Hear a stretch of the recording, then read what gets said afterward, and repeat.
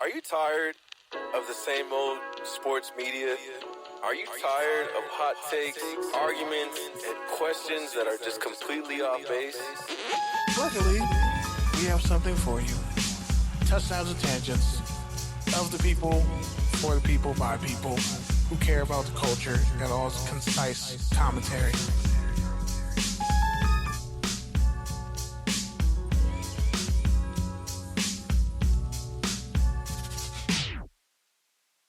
Yo, yo, yo, yo, yo.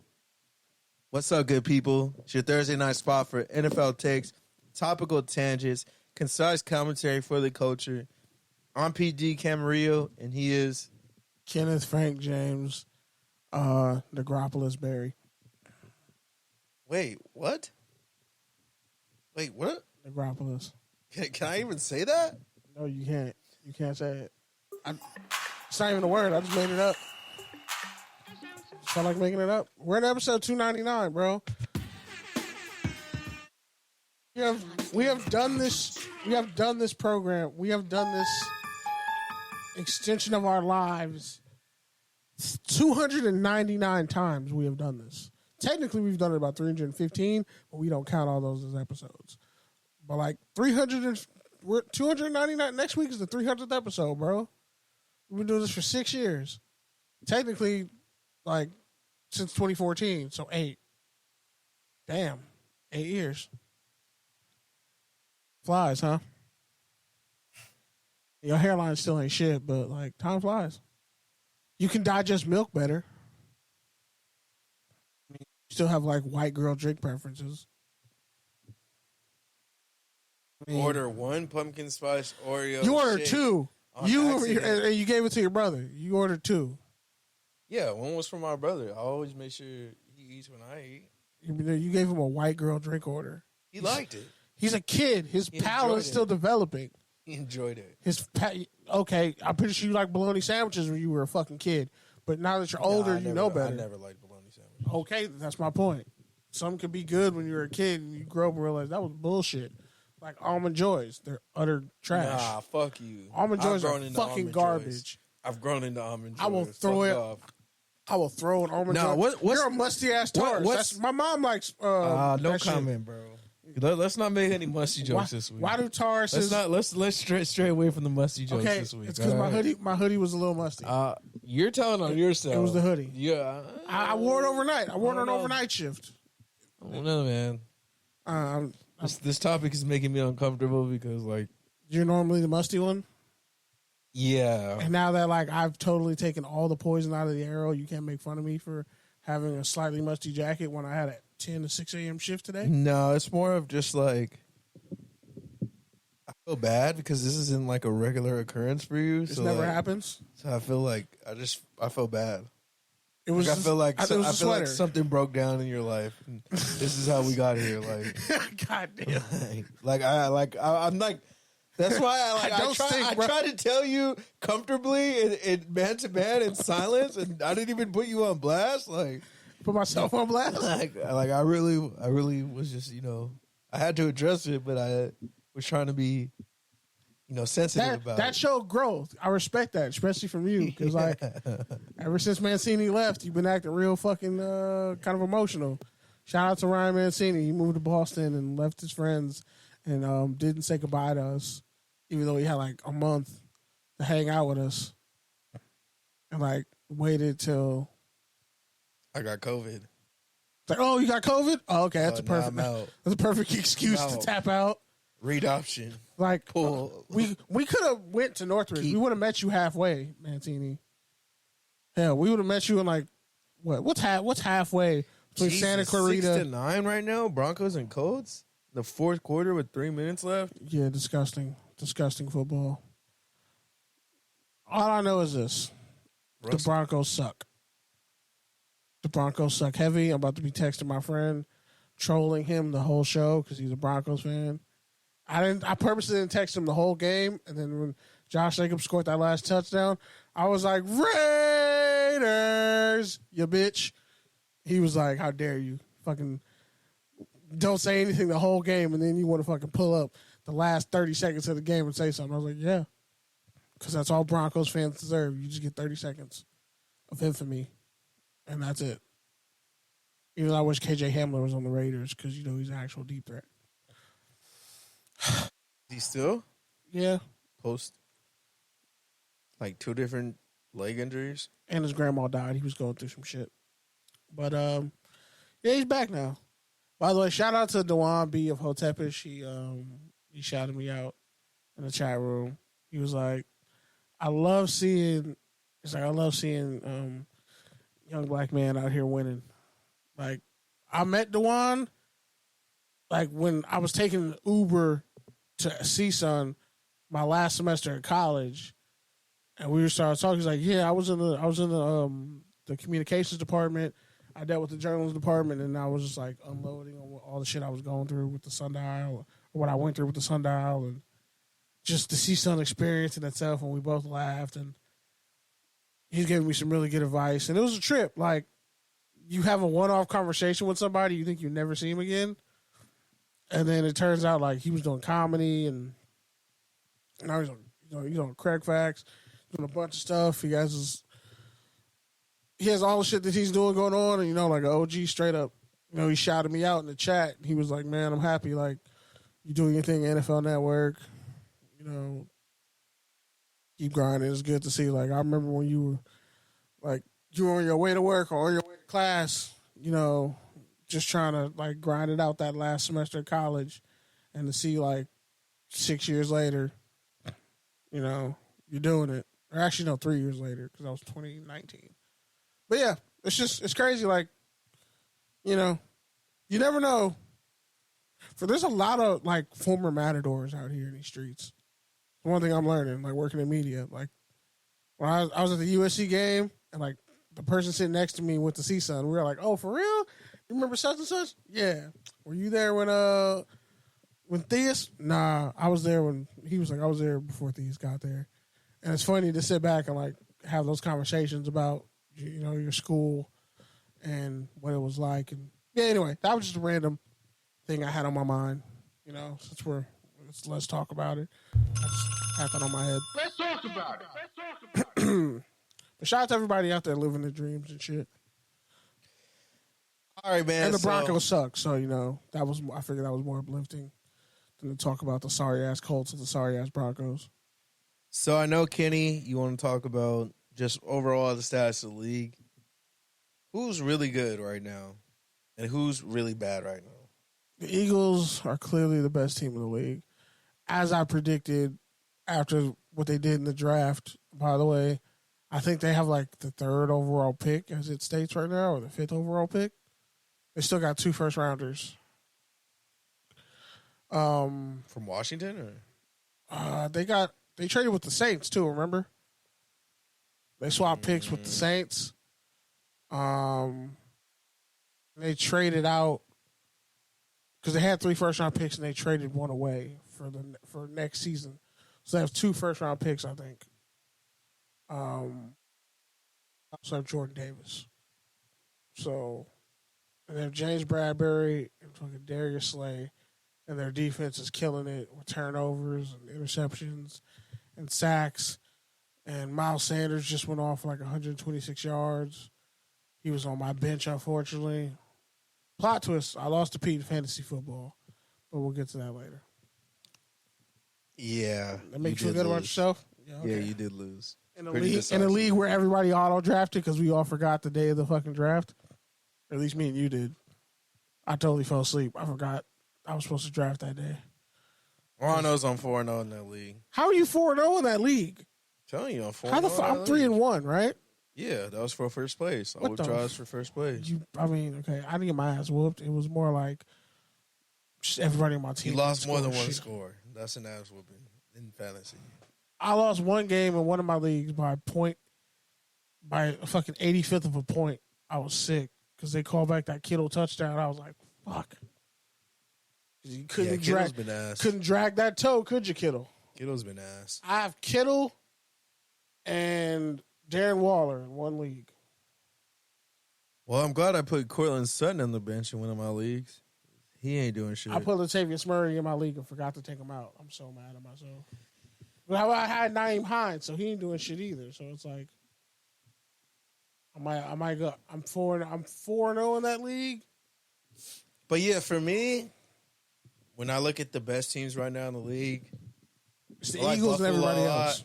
I like Buffalo a lot just because I feel like they got a really complete constructed roster, quarterback, defense, multiple layers of the defense.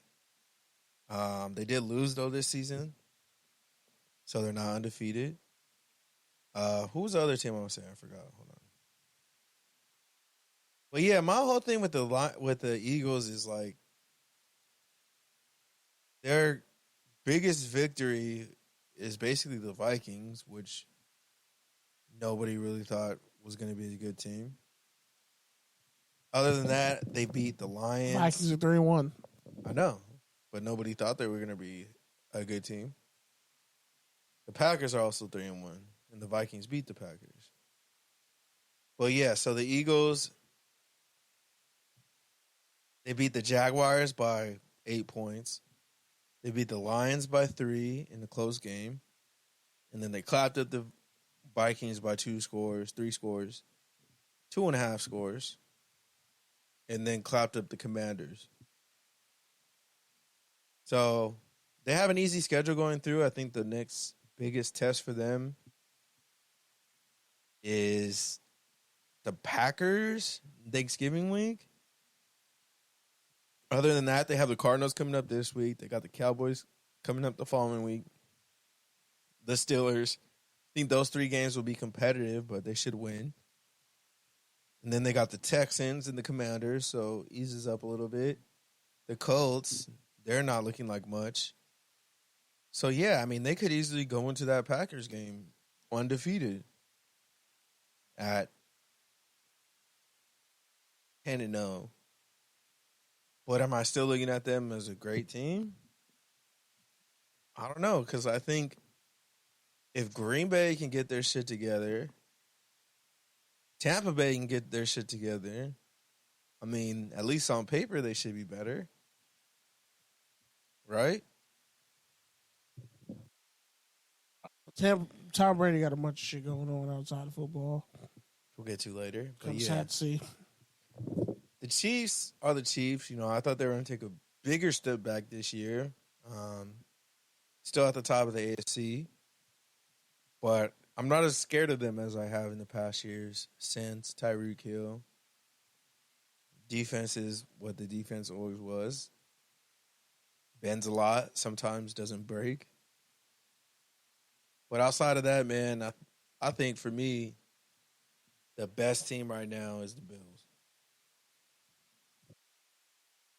Here's why I say they're not. Darius Slay is a true shutdown corner. Bradbury's a good number 2. So if I put Slay on Diggs, I always safety over get the top, Bradbury and Bryce Callahan mixed up. it's a way better corner. I know. I always get them mixed up, though. That's weird. Yeah, go ahead. Sorry. There's like 2 Callahans in the league. I just say the Eagles because Jalen Hurts is killing it in that offense. Oh shit, he's killing it in that offense. Riding high. They can run the ball. Their offensive line is better than the Bills' offensive line. The Eagles have one of the best offensive lines in the league. So you factor that in. You factor in they already have a great receiving group. Good running back group. They're a very balanced team. Like, the Eagles are going to be hard to beat. And Jalen Hurts has gotten better and better every year. He has. Since he transferred and went to Oklahoma. Senior Bowl, that he's gotten better every year. He's proving like there's no such thing as just a franchise quarterback that you draft in the first round anymore. It's like you got to get a guy that fits your locker room, fits your system, and you utilize his skill set. Like I think 10 years ago, a lot of these guys. Wilson 10 years ago. Like Josh Allen 10 years ago wouldn't be a franchise QB. They wouldn't let him grow and develop. They would ruin a lot of cats got ruined. I don't know what you're saying. You're saying they would have given up on him after the first year? I'm saying Pat Mahomes, Lamar, this new era of quarterbacks who are dynamic athletes and use their athleticism and their arm talent to the best of their abilities to force pressure on defenses rather than doing that simple spider 2-eye banana bullshit. 3-step drops here. You just got to get the ball to this receiver at a certain time. That old ass. That's kind of what Jalen does. Huh? That's kind of what Jalen does. But I mean, it's different. You remember, there was an era after, there was an era after McNabb, all those QBs where that 3-step drop shit, it wasn't really flying. That vanilla offense wasn't going to win you a Super Bowl. You have playmakers, you need to spread the field. And because of the advancements of college football and the spread offense, those concepts have come to the league, and that's made it to where guys who are dynamic athletes, my whole thing, though, they may not be the perfect thrower of football, but they can compete at this level and throw. And if you garner an offense around them, like Hurts, like Allen, like Lamar, like Mahomes, dog, you are making my stomach more upset than that Oreo pumpkin shake. When you're throwing Jalen into that sentence with Lamar and Josh Allen. He's 2 tiers below them. Bro, stop. He's above Tua, above Goff. He's an in-between tier. Is he above Goff? I don't know. Goff is kind of balling this year. Goff is kind of balling with a lot less weapons. Okay, fine. So him and Goff are on the same level, but they have different and Goff's played in the Super Bowl, bro. Really? That was Todd Gurley. I'm just saying. He's played Todd in the Super Gurley Bowl. and Robert Woods. I'm just saying. He's played in the Super Bowl. So how do you play in that Super Bowl? Mid. Mm-hmm. But that's more than a lot of people could say. I mean, Brad Johnson won a Super Bowl being mid. So there you go. Jalen Hurts was better than Jared Goff in college. I don't know, man. I think the biggest thing with Jalen is can he sustain it for the duration of the season and the playoffs. When he has to go up against a guy like Aaron Rodgers, you can't out gunsling Aaron Rodgers. You have to out execute with your offense, and he has to not be something he's not. Those stale ass offenses that didn't work, that didn't move the needle. I think you got all this talent. You need to utilize that. Yeah, I think the good thing is though, like you said, at least it's not all on him. Nor should it be. Lamar, it's he has weapons around him still, so he's starting to run the ball better. He just needs to get the ball to them. But I mean, also you got to factor in that Greg Roman. I'm talking Greg Roman's offense handicaps quarterbacks who want to throw the ball. I'm talking more of can his body sustain punishment for 24 weeks? I mean, he runs 17. when he has versus to. 17. He's not running like Lamar, so where I run a 4-3-4-2. I can just take off on you motherfuckers whenever I feel like it. Get 25 yards in the first down, and then throw a 35-yard needle for a touchdown. You don't know what's coming with Lamar. You don't know what's coming with Lamar. And Allen, it's tackling a fucking tractor. I'm not even just talking about running though. I'm just talking about taking hard hits. No, I'm saying in the pocket for 24 weeks. You got to remember, because the past 2 years he's gotten hurt. Yeah, but I mean, and I don't blame him. He's a 5'11" quarterback. No, he's 6 feet. He's 6'1". Harris is 6'1". Google it. Google that shit right now. Don't fucking look at me. I've seen this man, bro. He's my. I was there. He's my. I was in the City Bowl too. He's my height, bro. He might be 6'1". He's shorter than me. He's probably shorter than me, bro. So that means he's shorter than me. He's probably 6'5". Because I'm your height. Because me and you are the same height. I might be a little bit taller. No, you're an inch taller than me. So, maybe 2. Damn. Well, when you're standing up straight, which is rare. Fuck you. Because your legs are not the same length.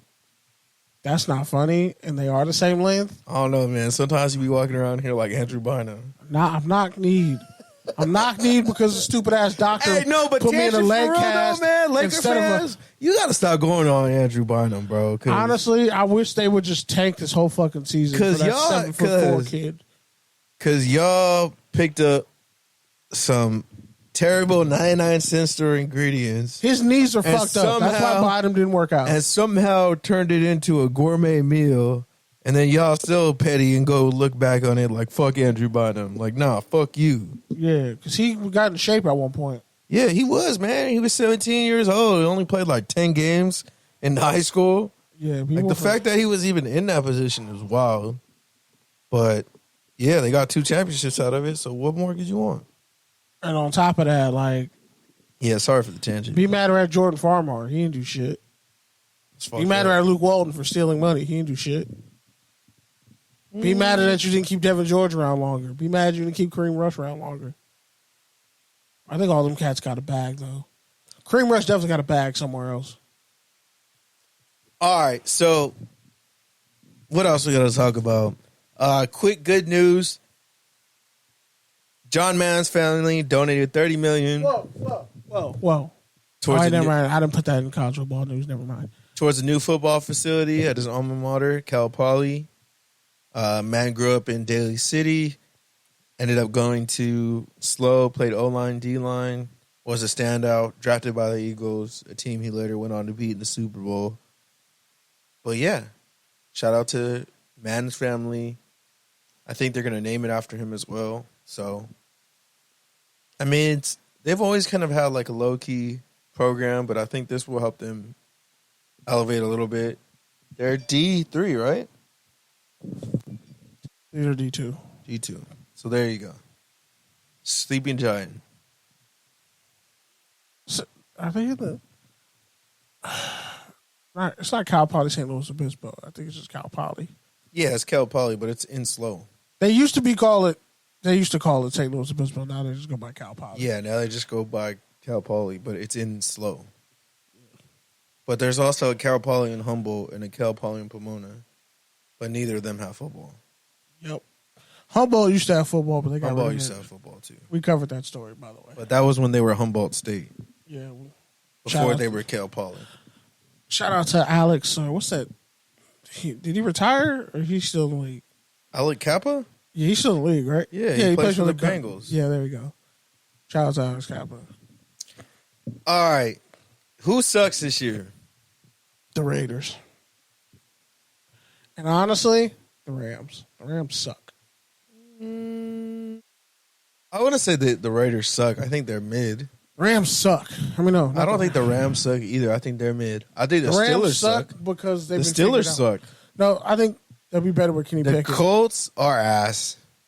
Denver sucks. The Texans aren't actually that ass. They're not that bad. They play hard. They just lack talent. But the Patriots suck. The Patriots suck. They almost beat the Packers. Yeah, Without Mac Jones, they definitely suck.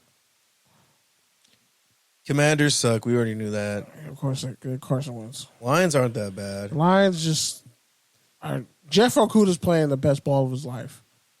It's The just Saints and Panthers are 1-3. the Panthers are definitely a top 3 pick team waiting to happen. So they can take another quarterback. Or they just take a left tackle and bump the dude they took. I don't know, Carolina State to guard. That's what I would do. Just invest in an offensive line. All right. And the next topic, Kenny's favorite one. Injuries. Head injuries. Your guy, Tua, is supposed to be interviewing with the NFLPA's investigator. You already did. Yeah. You're calling it Headgate.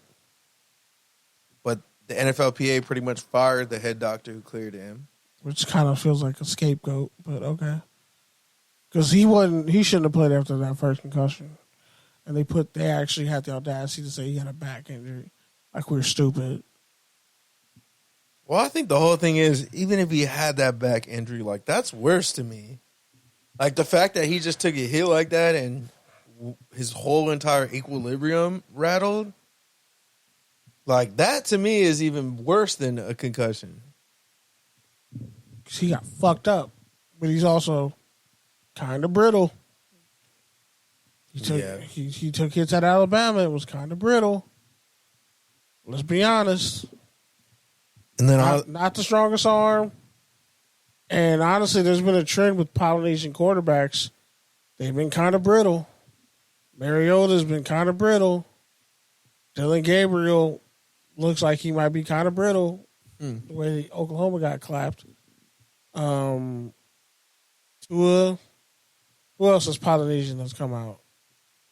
Just those two guys? I think so. The Hawaiian quarterback. Brittle. And just not big enough. Brittle. All these Hawaiian quarterbacks have been kind of brittle.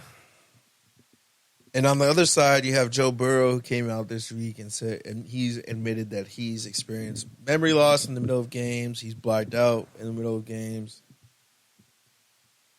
I don't know. I think for me, You play in the SEC, so you know you got concussions in college. I wasn't that surprised.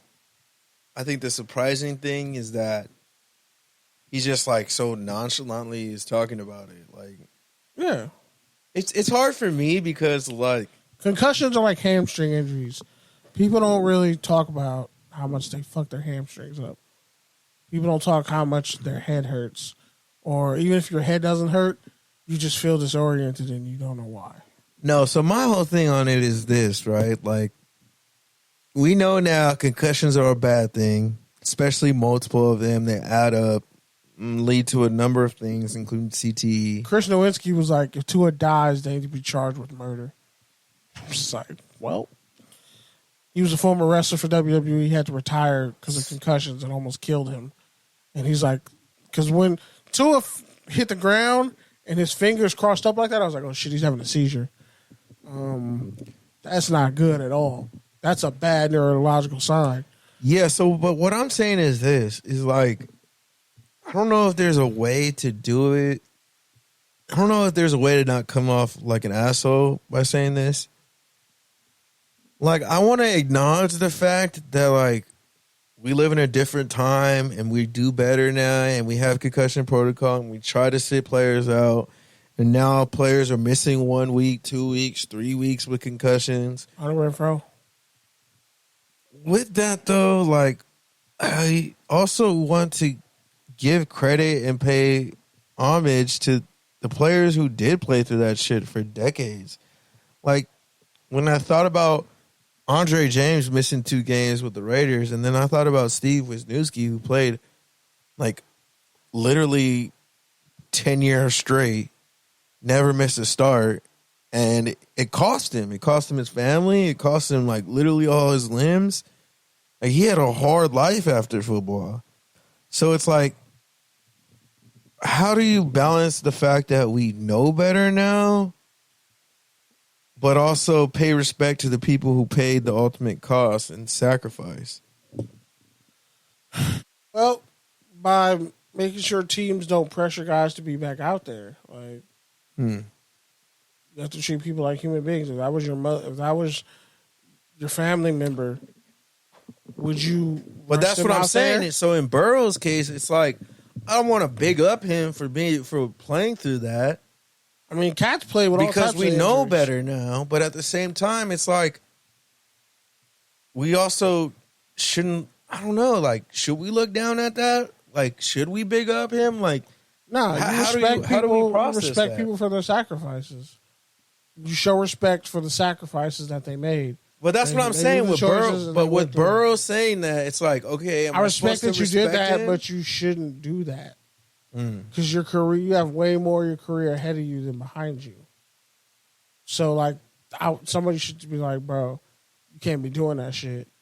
Because if we lose you for the whole season and all you have to do is sit out 2 games, like, come on. And then that's a year of your career gone. So it's like, now, like, think of, like, Torrey Holt, I shook his hand at the Senior Bowl a couple years ago. Dude's fingers are mangled. Like, fucking mangled. Like, worse than mine. And I only have, it's only, like, my 2 fingers, my middle finger, and, like, my index finger.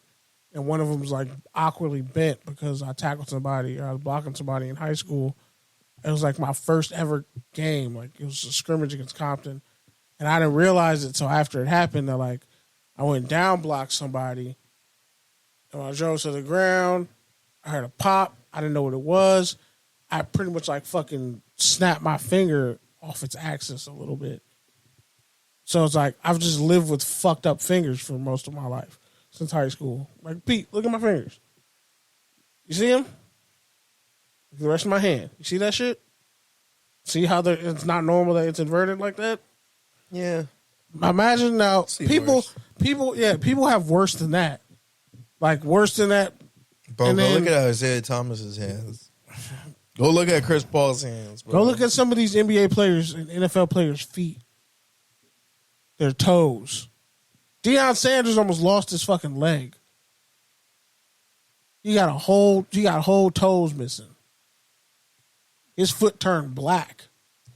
Like, when I talked about my situation in high school and how, like, the doctor said I might lose my foot so circulation doesn't come back. This cats who have literally had fucking toes, part of their feet, amputated after they played. Hell, Ronnie Lott ripped his finger off or some shit like that, however the story goes. Like, people sacrifice body parts for this. And nobody makes them sit out for that.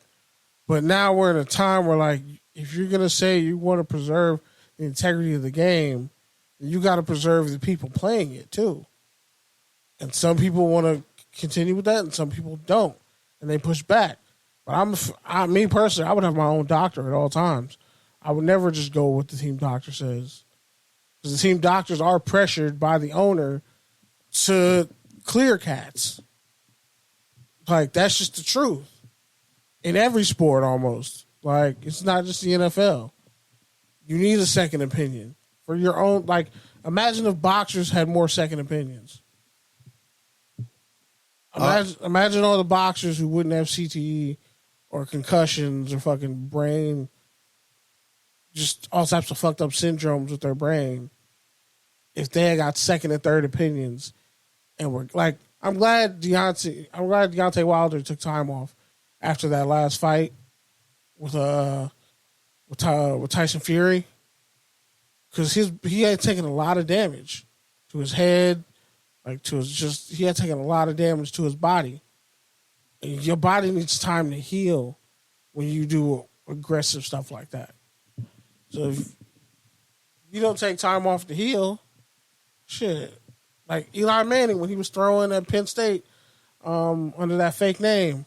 Chad Powers. Yeah, and they were like, damn, he actually looked really good. And Eli was like, nah, it's just I haven't gotten hit in like 3 years. So your body recovers a little bit. Those are just quarterbacks. Those are stationary guys who weren't mobile. So when you factor in what's happening with Tua, there are some reports saying he may never play again. Eli Manning's been throwing the football around at a high level since he was probably like 5. Yeah, so I don't never imagine he'd stop being able to sling around the rock. It's just, can you continue to prepare? Can you continue to stay motivated? Can your body, do the things that you needed to do? Like, those are the questions. Yeah. More so than, can he throw the rock? Can he place the rock? Never really the problem with Eli. It was always the processing and handling the pressure. Now, take a quarterback in his head and apply that to a receiver in his feet. His ankle, his hamstring. Think about all the dudes who come back. They got like a torn hamstring. And people are mad that they can't play. And all these receivers have it. Mm-hmm. You see it. Rondale Moore was out for a cool minute. Hamstring. Andy Isabella finally got cut. And now he's on the Ravens. But like. Well, that's like a really debilitating injury just because it's like. It fucks your whole body up. Well, it throws off your all your timing. 1 and 2, it's like. Usually, even once the hand, like even once the hand, like you can think the hamstring is good, and it's not. Like it can be fine walking around, lifting weights, and then all of a sudden when you're hitting that last gear, it's like, nah, this ain't right. And now all of a sudden it's throwing off your knee or it's throwing off your quad, it's throwing off your back, your hips, your foot, and.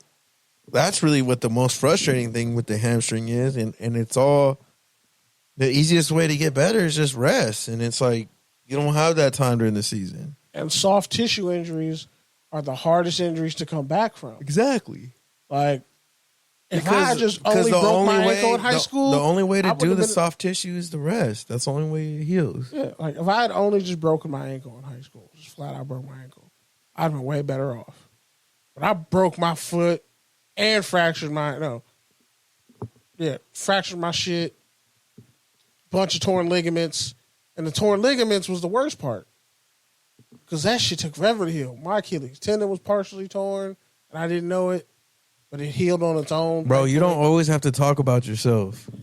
No, but I'm just saying. You always have to talk about yourself. Soft tissue injuries too. My mom has had soft tissue injuries. Like we all can point to soft tissue injuries in our life and be like, yeah, I couldn't do shit. Like I remember one time, fucking around in high school, we were like doing fireman. We were fireman carrying our teammates, and I strained my quad, and I thought I was gonna fucking die. I thought I was like, oh, I just tore my shit off the bone. And I watched Anthony Walker Jr. for the Browns. Honestly, that was tear the biggest... his quad, and that shit looked like death. Like he tore his fucking quad. That was the biggest reason why I never wanted to play Pop Warner football. Is just because of the fireman carrying horror stories that I heard, and being a fat, tubby kid with no strength. I wasn't about that life at the time. That shit snuck up on me because it felt like. At first, it was like, you know, like when a car stalls out, you're like, okay, come on, turn it. The engine doesn't turn over right away. Imagine that with your leg. Like, you're just running full speed and then your leg. Imagine hosting a podcast with that car. Fuck you. That was a cheap shot. This man's been stalled in the first segment for 36 minutes. That's all. We got on the point of like soft tissue. I know. It was a genuine conversation. Fuck you, bro. Been doing this shit for 299 episodes. It's because this season I actually like your fucking college football spot. Jesus. Piece of shit. Your content's actually gotten better. Scumbag bastard. All right, so can I turn my Bluetooth back on to play this shit? I guess. Okay, so USC played Arizona State, a team that they fired Herm Edwards, and reports came out all over the place that people within the program were purposely leaking information to the opposing teams, which everybody should get fired. They should clear house. Like, everybody should be fucking gone. I'd blacklist everybody who did that shit because that's wrong. And it's also weird that, like, all the best players who left Arizona State are all stars at other schools. Johnny Wilson, who's 6'7" at Florida State, out here mossing people, averaging like 120 yards a game. Jalen Daniels purposely not throwing a Keyshawn Butte for some reason. Really, he's their offense at LSU, but he's kind of stinking it up because Brian Kelly's just had historically bad offenses. Outside of his time at Cincinnati, like, when has Brian Kelly had a good offense? Go ahead, I'll wait. And secondly, yeah, Arizona State fans are kind of real quiet, real pleasant. Night games at USC are have been really cool. They average like around 62,000. That's not a lot. I mean, compared to 20,000 at UCLA.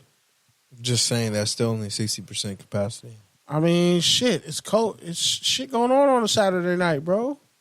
Everybody's trying to go watch college football. Again, even though I'm still not impressed. All what was UCLA? All I'm hearing is a cop out. UCLA got a bigger stadium and can't fucking clear seats. UCLA ain't been good for 20 years. UCLA barely beat UCLA HBCU. Hasn't been good in 20 years, bro. So they're what are you talking about? They're 5-0. You're not comparing apples to oranges. They're 5-0. Okay. Let's talk this college football shit. They're 5-0. Okay. They just beat the dog shit out of Washington. I know. You thought it would never happen. You thought this day would never come. Nah. Chip Kelly finally got a big win. It only took him fucking 5 years. But finally, Washington came back. It was like 40 to like 16, and then Washington came screaming back at the very end. But yeah, so you factor in, all the things that are going on at USC. The people talking about the run defense. The run defense has kind of cleared up. More guys are stepping up. Dewey Belotu is like their best D lineman. Corey Foreman has the most potential, though, but he hasn't really been doing much. Mostly because they'll have Thule be like a run stuffer. Hey, dude, they did what they do on the Leonard Williams thing, where Leonard Williams always had the most difficult assignment every week, so everybody else could get off and like win individually. And more guys on the team are starting to do that. They had a D tackle, some DNs. Like more guys are stepping up on that defensive line.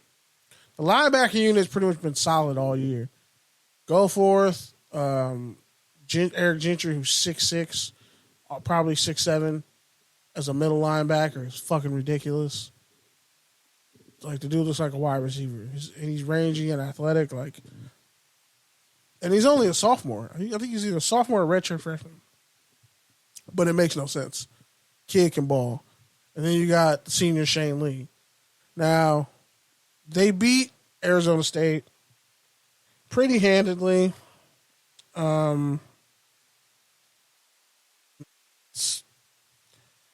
Everybody knew they were going to win. I personally thought they were going to drop like 50 or 60 on Arizona State just because it's Arizona State. I think the line was like 35. It's like 26 and a half, I think. Yeah, so money moved. Minus 26 or some shit like that. Yeah, so the money moved, but I think it was like at 30 almost at one point during the week.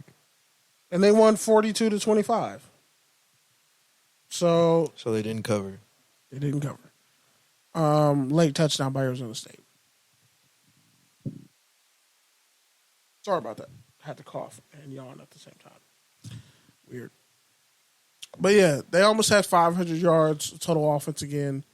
Caleb Williams did some wild shit throwing. He finally was throwing on the run. He did like a jump pass and threw a bullet to Jordan Addison for a first down.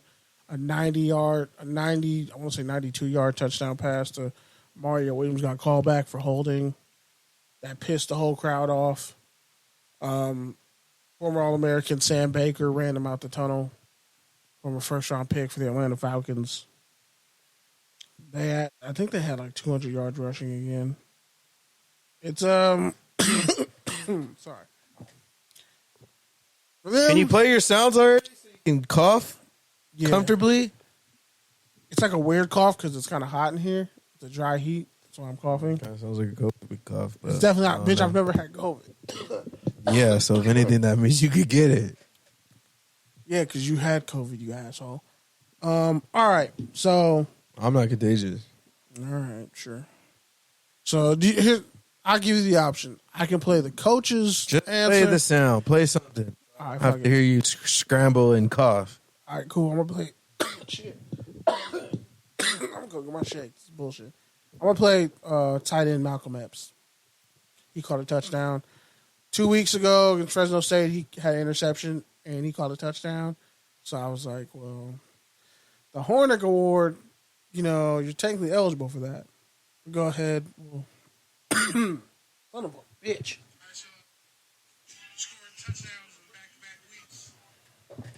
Jesus Christ, My man. Bluetooth's attached, bro. Why is it not playing? I don't think your Bluetooth is attached or it would be flashing as it is now, sir. Let's try this again. You're listening to Amateur Hour on Touchdowns and Tangents Shut Radio. your ass up. Amateur Hour. Amateur Hour. Amateur Hour. It's connected now. Everybody relax. You about to get the DJ horns. Better play. Shut your ass up, bro. Regardless if they do or not, I don't really care. As long as my team keep winning. Hold on, now I gotta play from the beginning. Did you interview Rick Ross? All right, so you scored touchdowns in back-to-back weeks. Any chance they're gonna put you on the Hornet watch award list? Regardless if they do or not, I don't really care. As long as my team keep winning, I can care less about watching something. Where was the interception? Yeah, they defense is playing. You know what I'm saying? Defense is playing. They play hard. So I mean, there's not a lot of opportunity. Step up, they did. So. All right, now I'm gonna play. God damn it, Pete, jinx me. I'm gonna play this next part This man didn't cough once while the video was playing. because I was holding it in and I was trying not to laugh. But nah, so I'm gonna play. Shut up! God damn you, jinx me. So yeah, this next part that Malcolm Epps said. I didn't say Malcolm X. Don't laugh. Don't fucking laugh. Piece of shit, bro.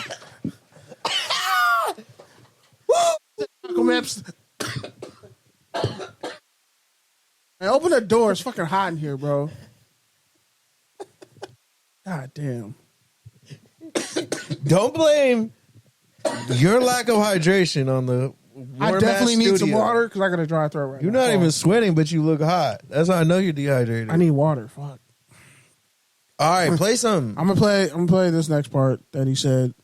It was actually really good. And by the time I come back, I'll have something to drink.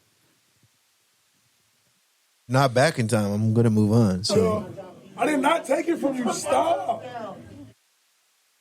Okay. I should have clarified that. So, wide receiver Brandon Rice, son of Jerry Rice, they were in the end zone. No. This is funny because he walked into the press room and he was like, as Malcolm Epps was talking about his touchdown, shut up. It was a Freudian slip. That time was a Freudian slip. Malcolm Epps. He said, yeah, Malcolm stole my touchdown. And he's like, no, I didn't. What are you talking about? But if you go watch the film, I'll let you be the judge. But yeah, I'm going to go ahead and play that. I did not take it from you. Stop. Anyway, ball was hype. Linebacker did a good job. He got his hands on me. And I looked up and catch threw the ball. I went and got it like I do in practice. It was routine stuff we do in practice all day. It wasn't that spectacular. It was just me making a play for my team. What was different about Caleb tonight? I feel like he don't care about the noise, but he heard people talking about him last game, how he was like fluke or whatever. And to be honest, nobody mess with 1-3 for real. Like, that's my quarterback, and I'm gonna defend him regardless of what he do. And I feel like with him at the helm, we can win the whole thing. Was this move? No, he was the same. It was the same it was last week. It's just the ball was getting completed. He don't change. That's one thing about a good captain. He don't change his move. It's calm. Even when he threw the pick, he was all right. Let's go next play. When looking at him and seeing him not react like going crazy, it's like okay, we cool. So we just feed off his energy. You guys have been really good in the third quarter. Like, what goes into that halftime talk? I don't know. I think the Warriors go crazy in the third quarter, so it's like it's nothing new. He just came in and said, "Hey, we're not playing like the Trojans." Simple. Take the challenge, he challenges all the time, and we accept the challenge and we do what we're supposed to do. Man, old man, that's my boy. Man, he stepped up. He played his ass off. I can't even lie to you. I ain't seen no bunch really. He played his ass off. 83. Josh Follow played his ass off. Man. He blocked hard. Everything he did. Like, it was the intensity. When I went in after him, it was like I just had to match his energy. We was feeding off each other. So the tight end room, especially when we get Lake and Jewel back, we're gonna be rolling just like we always are. With the way the tight ends and the O-line finished that Oregon State game and the way you guys pretty much punched in that last touchdown, running backs owe you guys as far as like dinners or whatever? They don't owe us nothing because at the same time we owe them because in protection it'll be an extra guy if we want a running back, it's quarterback sack. So we all work together. We all a big ass unit. It's just they just little guys behind us. That's all there is to it. We all work together. We all love each other. It's not a he owe me, I owe him.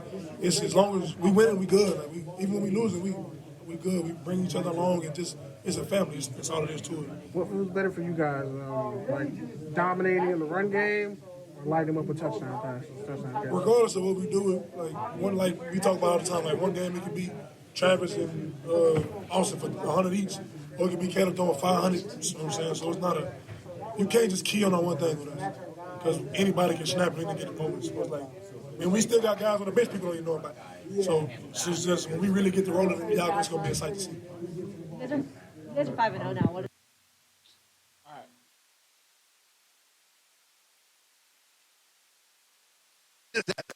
Got to get one more petty comment off air. That's some scumbag shit.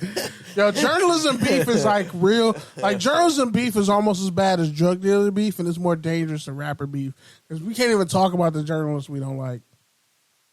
You can't even talk about the journalists you do like because like it's always some shit. You find out like, oh, this person's a scumbag in real life. All right, but I got more. All right, can you just play one more and then can we move on? Because we have a lot of shows to get to still. Yeah, I got you. Let me make sure this is the one. My guy doesn't always trim his clips, so. And being like, dang, that's Kyle Ford. And now being able to be, that's literally like one of my closest. Oh, it's this one. I heard when I. If only you put half amount of production into ongoing fuckery. This is USC wide receiver Kyron Hudson. He scored his first career college touchdown. He's best friends with Junior, who's technically like a super senior, but he's technically a junior. Does he have ongoing knowledge? I thought we agreed never to say that. Oh, we agreed you would never say that. I'm telling Mancini.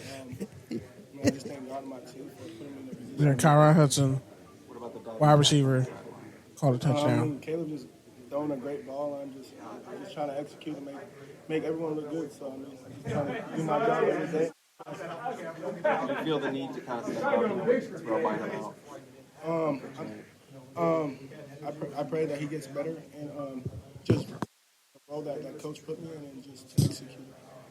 Did you hear from teammates and coaches and all that as you come to the sideline after the session? Of course, just great play. Excited for you and just stay humble and just move on to the next one. So last week, the offense kind of struggling. When you get kind of on track early and scoring touchdowns, what was it that let you guys do that offensively today?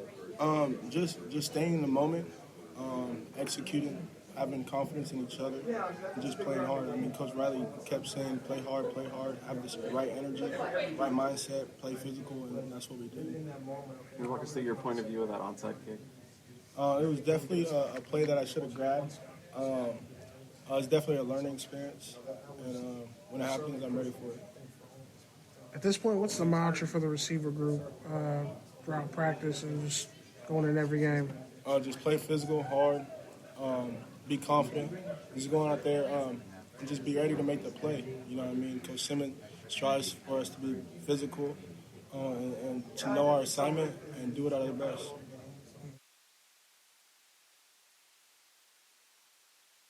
That mantra.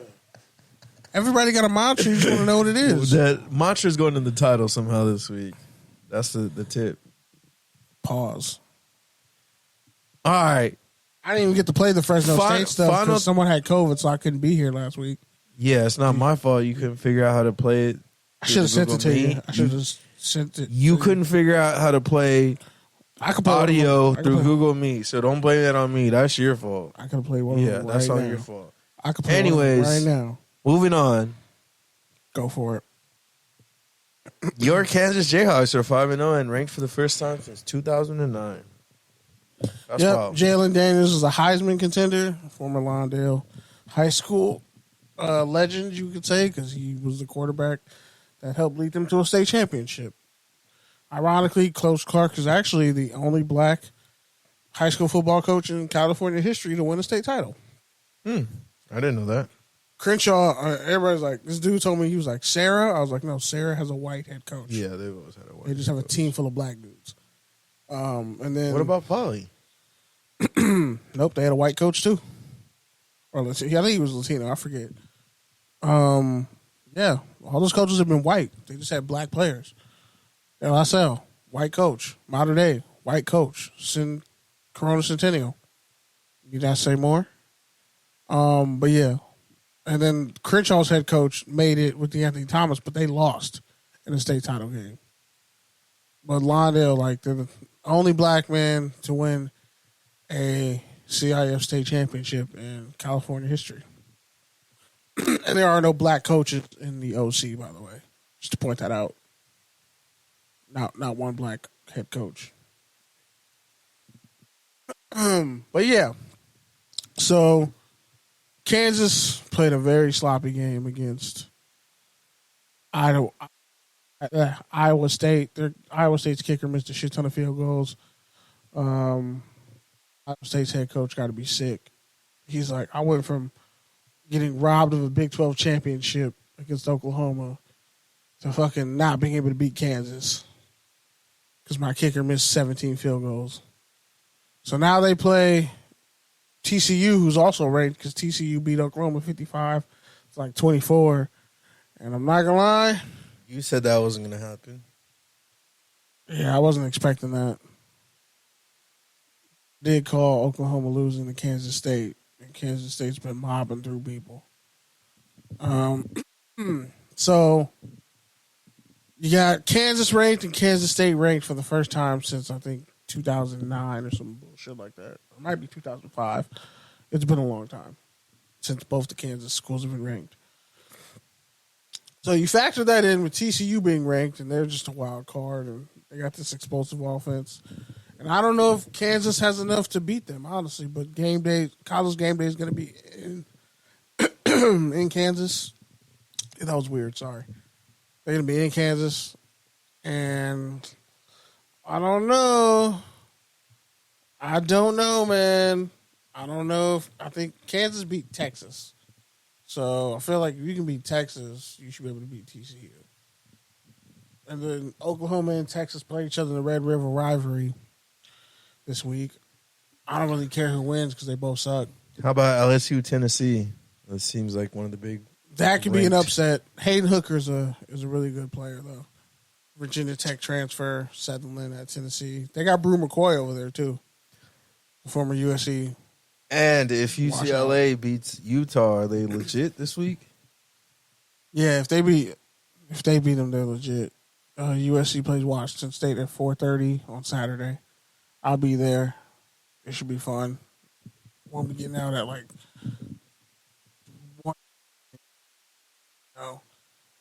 But this is everybody's giving USC their best. Even Arizona State, even though like the game ended on a pick by Caleb Bullock. He ended the game on an interception. He almost picked 60, but he got caught by Emory Jones. I think he went to John Muir High School too.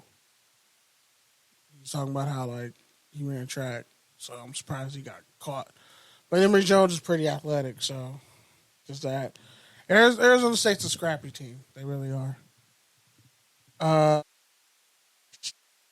would just say, when it comes to really the top 25, let's just look at the teams that aren't ranked anymore. Notre Dame. Notre Dame was ranked 5th preseason. Texas A&M was ranked 6th. They just lost. They lost to Mississippi State. They've lost to Mississippi State like 4 years in a row. It's crazy. Mike Leach has their number. Oklahoma was ranked 9th. Baylor was ranked 10th. Michigan State was ranked 15th. They got clapped. Miami, I don't know why Miami, Florida was ranked at all. They were ranked 16th. Pitt was ranked 17th. They got clapped. Wisconsin, they got clapped by Illinois. They were ranked 18th. Arkansas got clapped. They were ranked 19th, made it all the way up to 10th. Houston was ranked 24th. They had players punching each other in the face on the sidelines. Yeah, it's kind of crazy. But yeah. So also, Karl Dorrell got fired as Colorado's head coach. He just wasn't turning it around. It's unfortunate because nobody's turned it around at Colorado in like 20 years, but Mike McIntyre, I think, they had like 110 win season in the past like 15 years or something like that. But it's he was mostly coaching in the NFL and he came back to Colorado, and they were good his first year. He started off 5-0, had him ranked, and it's just. And when I talked to him at media day, he straight up said, because I brought it to his attention, I was like, you know, your third year at UCLA, you win 10 games. You have Maurice Jones-Drew, Mercedes Lewis, Drew Olsen at QB. Like you guys had national respect and acclaim. Like, how are you feeling about this third year at Colorado? He's like, yeah, I'm glad you brought that up because I feel pretty good about it. You know, got to figure out the QB situation, but the defense is aligned. You know, they lost some transfers, but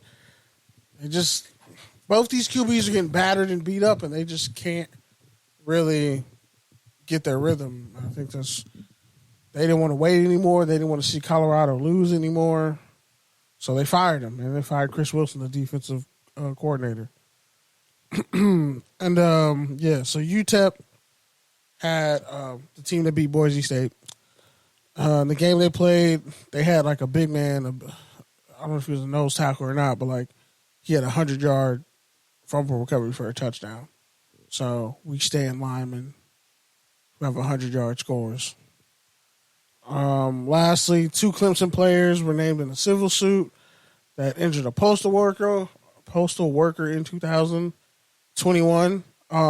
Malcolm Green and Fred Davis, they're accused of racing each other leading up to a crash that severely injured a U.S. Postal Service carrier in July of 2021. Shaking my head.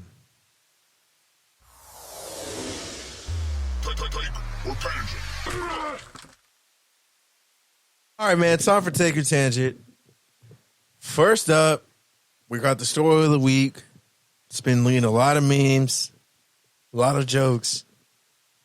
But this man is literally losing his family. Tom Brady and his wife, Giselle, have both allegedly hired divorce lawyers and are going down the route of separation and divorce. So, take or tangent. Tom Brady choosing football over his family.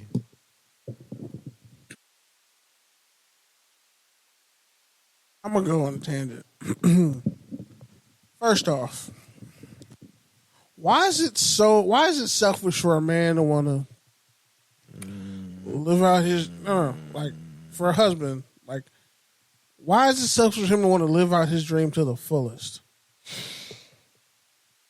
Like if he can still play, he's earned that right.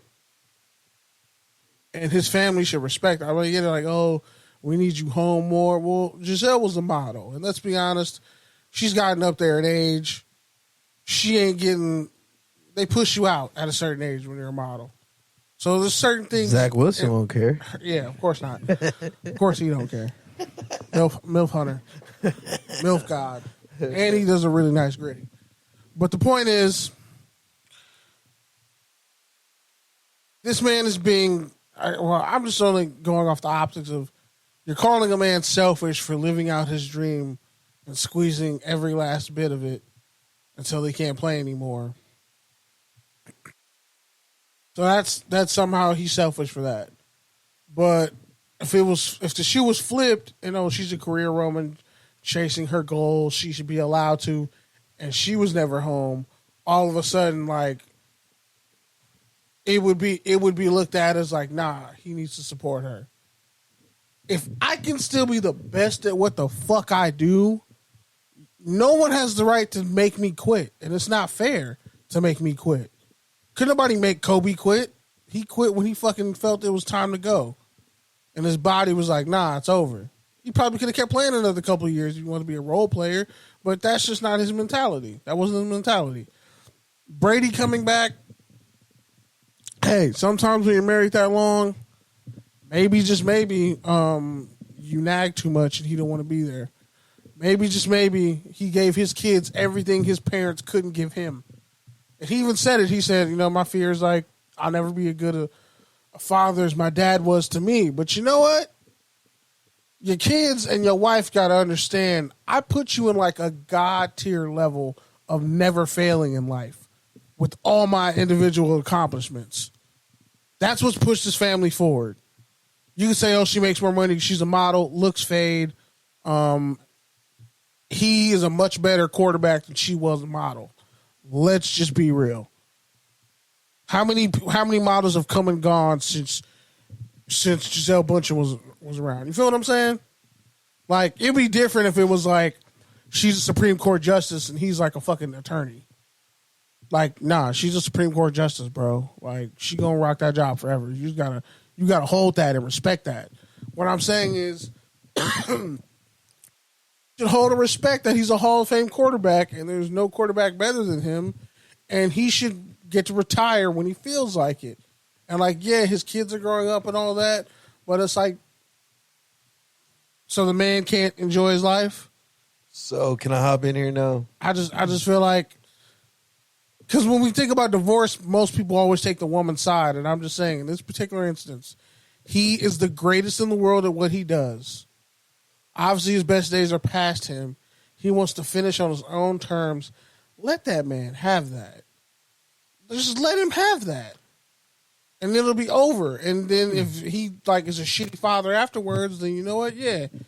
Do what you got to do. But maybe, some people. So my whole thing is this, right? I just feel like it's not fair to make somebody just cut their dream short. My whole thing is this. Because they're going to resent you for it. My whole thing is this. One, Hurricane Ian fucked up Tampa. So fucked up all of South Florida. That highway isn't even there Not anymore. all South Florida. The west side of Florida. You see that picture of the highway? That shit is gone, bro. Yeah, but it's Tampa's like the west side of Florida. Yeah. Different ocean. But yeah, that whole thing is messed up. So first off, Tampa has bigger problems than Brady. Second off, my whole thing is this, man. We don't know the conversations that those two had, right? And when I think about this, and think about it, like you said, Brady's even said it. His biggest fear is not being a good husband and a father. Guess what? Most greats aren't, right? And if they are, they're not until they retire, like Kobe, right? But even what did with Kobe that, do? He became a coach, right? even with that, it's like people forget. Like him and Vanessa were kind of like in the yellow area those last couple years, and then he got hurt and got old, and some things got rekindled, and they worked it out, figured it out. But ultimately, when he retired, and I just watched this on the documentary, she pretty much was like, "Yeah, I was sad that he retired because." Like, that was a piece of him, and that was a very huge, important piece of him. But when he was done, and there was nothing I could do to talk him out of it. But that was their relationship, right? So I don't know what Giselle and Brady's relationship was. But if it's a situation to where Brady was like, yeah, like, just give me 2 more years. And she says, okay, I gave you your 2 more years. You got a Super Bowl. Then Brady, as a man, has to be a man of his word. Like, if that's what he promised and he didn't deliver, or if he said, I'll come back for 1 more year and I'll be more present at home or do whatever she wants him to do, and he didn't do it, well, then he fucked up as a husband and as a father. So you dissolve the whole family because of that? Regardless of how great he was, no. But like if she files for divorce, dude, most women file for divorce, dude. 90% file for divorce. Dude, I don't know about that stat. You got to check that stat. I don't know about that. That doesn't sound right. No, most divorces are initiated by women. Right. Divorce lawyers. I don't think about that. I don't think that's right. Find up divorce lawyers. They'll tell you most divorces are initiated by women. I don't think that's a good fact. The statistic is out there. I don't think so. I need you to cite your source if you can throw a statistic like that. What I do know is fact is that more marriages end in divorce than not. And it's usually over money. So for us to sit here and make this a huge deal, like, it's really not. And like you're talking about tearing apart the family, like, no, their family's not going to get torn apart. They have plenty of money. They have plenty of systems. They're still going to co-parent. How you know that? They're still going to be around. They'll figure it out. They'll work it out. This happens plenty of times to people with a lot more to lose. And so for me, like, Brady, I think it's just done with her. Like, I don't even think it's about football. I think it's about the control. Like, the fact that, like you said, you can't be a man in your own house. He's not done, and he's not ready to be done. But that says less about football and more about him. All right? And so that's the way that I look at it, is like, I don't think it's really about football. It's about something between them. Like, maybe she's ready to move on to their next phase of their life. Of what? And he's not. Or maybe they have different visions. Who's wifing her after this? Exactly. Maybe no, I'm saying in terms of that Antonio Brown picture was fucked up, by the way. No, in terms of moving on, like, to their next life stage. Like, whatever that their life looks like post football, she wants to figure it out, and he doesn't. So if you force somebody to make a decision they don't want to, they will resent you. To me, it's less about football and more about change, and more about Brady either not being good on what he said he was going to do, or Giselle just being fed up. And either way, he signed like a $300 million broadcasting deal after he retires too. But he signed that deal, right? I don't know, but what I'm saying is, what does that look like? What does that look like for their lives? But that's what I'm saying, bro. You're talking about celebrities and shit. I'm talking about people, bro. I'm talking about relationships. I'm not talking about celebrities. I'm talking about you're talking about goats in football and models. He's clearly okay. I'm talking about he's clearly the breadwinner in terms of. I'm talking about a relationship. I'm talking about people. I'm talking about life. Oh yeah, that's what it boils down to. That's why these reports even came out. This shit is private. I don't even know why it's leaking out like that. The fact that it is leaking out is kind of nasty. Because people get divorced all the time. Actually, like close to 60% of marriages end in divorce anyway. It's it's closer to 60% now. Just I don't know. Like I wouldn't know how to feel. I would kind of be like, you don't even have the right to fucking tell me to stop. I'm a grown ass man. Like I was Tom Brady before I got with you. Like you don't tell me when I'm gonna stop playing. I'm gonna keep going until I can't do this no more. The same way you modeled until you couldn't model anymore. This ain't even about the money. It's about me doing what I love. I've been doing this shit since I was like 5. You weren't modeling at 5 years old. I was playing football when I was 5 and 6 years old. So I think when you talk about the greats always being, but that's what I'm talking about in some areas. But that's what I'm talking about. Is being able to move on. Is being able to move on. Like that it was you, but guess what? Now you have kids. Now you have money. Now you have all these different things. So now, what do you want to live? That's what it's about. He seems like somebody who doesn't want to live on other. He doesn't want to live on other people's terms. No, he doesn't want to live on other people's terms. He had to live on Bill Belichick's terms for a long time. Maybe, yeah. That could be it, yeah. You can make, and think about it, he was never the highest paid player in the league. He always kept making those sacrifices to win. I mean, he still is. So it's like, you got to let somebody go out on their own sword sometimes and just check your ego. And vice versa. Because, like, hell, people make the joke about Oprah and Stedman all the time.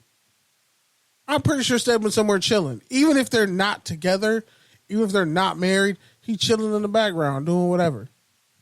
Let Oprah be Oprah. Like you can't dim somebody's star because you want them to like. But the difference with that and be more of whatever you want them to be. The difference with that, because they inherently, I think they don't want to be that. The difference with that though is football is literally a debilitating sport, proven. So, but if he's going to be a broadcaster after he retires, how much time are you going to spend at home? Each snap, but that's what I'm saying. Is it's not just about at home. It's about the lifestyle, bro. It's about moving on to the next phase in life. But I'm saying that frustration can come from, what I'm saying you're retiring and now you're going to fucking broadcast for $350 million? Are you serious? So you're just going to leave again to talk football? But that's a different. That's you're not still, letting go. That's still a different lifestyle than being in the facility 12 hours a day, 4 days a week. Like you're talking about doing remote news calls and flying in on the day before and talking with the coaches and then going to the game and then coming back the next night. But if he's on TV every day, totally different thing. But if he's on TV every day, that's a grind too. A TV grind is a TV grind. So if he's on TV, but it's still not the same as coaches, and every coach on TV will tell you that it's not. But then he's just going to be watching film all day in his spare time because he's a football junkie. But do you get what I'm saying? Like he's always going to be addicted to the game in some way, shape, or form. And if your partner can't ever peel you away from that, they're like, well, you can just have it. I'm gone. Because whether I'm here or not, you're going to do this. And you don't care enough to stop. You don't care enough to make this second. So I wouldn't be surprised if that TV deal, him agreeing to do broadcasting after he retires, played a huge part in why they may or may not get divorced. That's what I'm saying. Like Kobe was a dad. Kobe was a dad and was coaching kids. I honestly don't after he retired. I honestly don't think that factors into it because that's already been on the table. Hopefully it's not a nasty divorce. That's already been on the table. We already knew Tom Brady was going to get money when he left New England. But this was before he retired. This is before he retired and came back and pulled a Brett Favre. He signed that deal beforehand. We always knew he was going to get a bag with whatever broadcaster he wanted to go to. It's more pressure because they're competing for a Super Bowl. He's still at the height of this. She's like, I got to put up with this shit for another season, and then you're going to go straight into TV and broadcasting.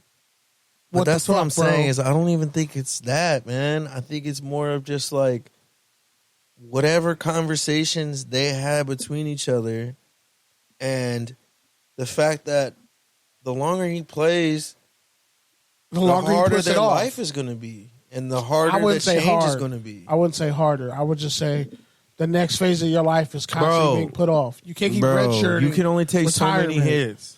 You can't redshirt retirement. You can only take so many hits, right? And Brady plays till he's 70. He's not going to do that. I know, but I'm just saying. If he plays defensive tackle running a 4.3 is going to knock him out.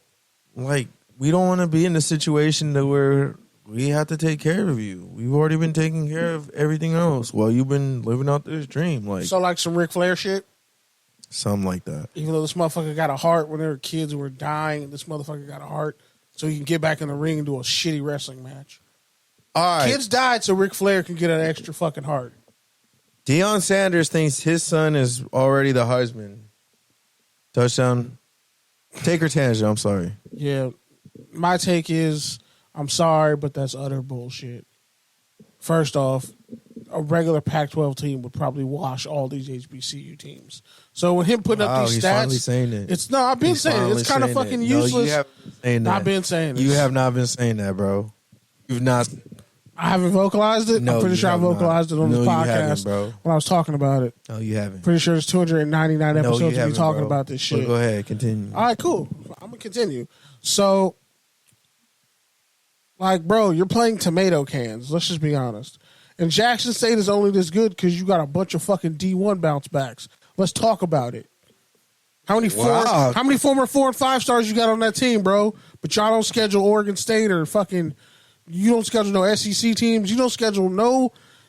You're not even fucking playing like Montana State. Damn, dog. You're playing nothing You've but been doing HBCUs. PR for Jacksonville State for a solid 3 years, and now you want to come for that? No, I haven't. I really haven't, bro. You've talked about Jackson State on this show more than any other HBCU combined. That's not true. You probably talked about Deion Sanders. What the fuck you talking about? You talked about Deion Sanders probably more than any other head coach in college football. Changing the perception of HBCUs, but I'm just saying, what are you done a lot of PR for Jacksonville State over the last 3 years since Deion got there. That's all I'm saying. When he said that, the comment pissed me off. It's like, bro, your son could probably play D1 football. Your son could probably play pretty decent at like Temple or some bullshit. But to sit up here and act like you're not throwing to 4-star receivers coming out of high school, not some kid who like was a 1-star or no star. He ended up at Jackson State. No, all the cats you playing with were like 3 stars and above. Y'all getting a bunch of bounce backs. Y'all get 4 stars every other fucking week. Like, you are not a talent devoid roster. James Houston was a 4-star recruit coming out of high school at Florida. And now he's on the NFL roster, and he had a hell of a season at Jackson State. But, yeah, it's great to be a 4-star when you bump down to a lower level and you're beating everybody's ass. That's what you're supposed to do. So he was what? A 3-star recruit by most recruiting services, Deion Sanders' son, Shadur. Some people say he was a 4-star. He wasn't. I don't think he was a consensus 4-star, but he was definitely a 3-star by most places. But my point is, bro, you're supposed to be beating all these teams the way you're beating them. And even then, you lost your last game of the season last year. Like, you're not even eligible to get in the fucking playoffs for D2. So explain to me how he needs to be in the Heisman for what? If we're talking about the D2 Heisman, yeah. Not the D1 Heisman, though. That's bullshit. That's bullshit if that's what you're saying to me.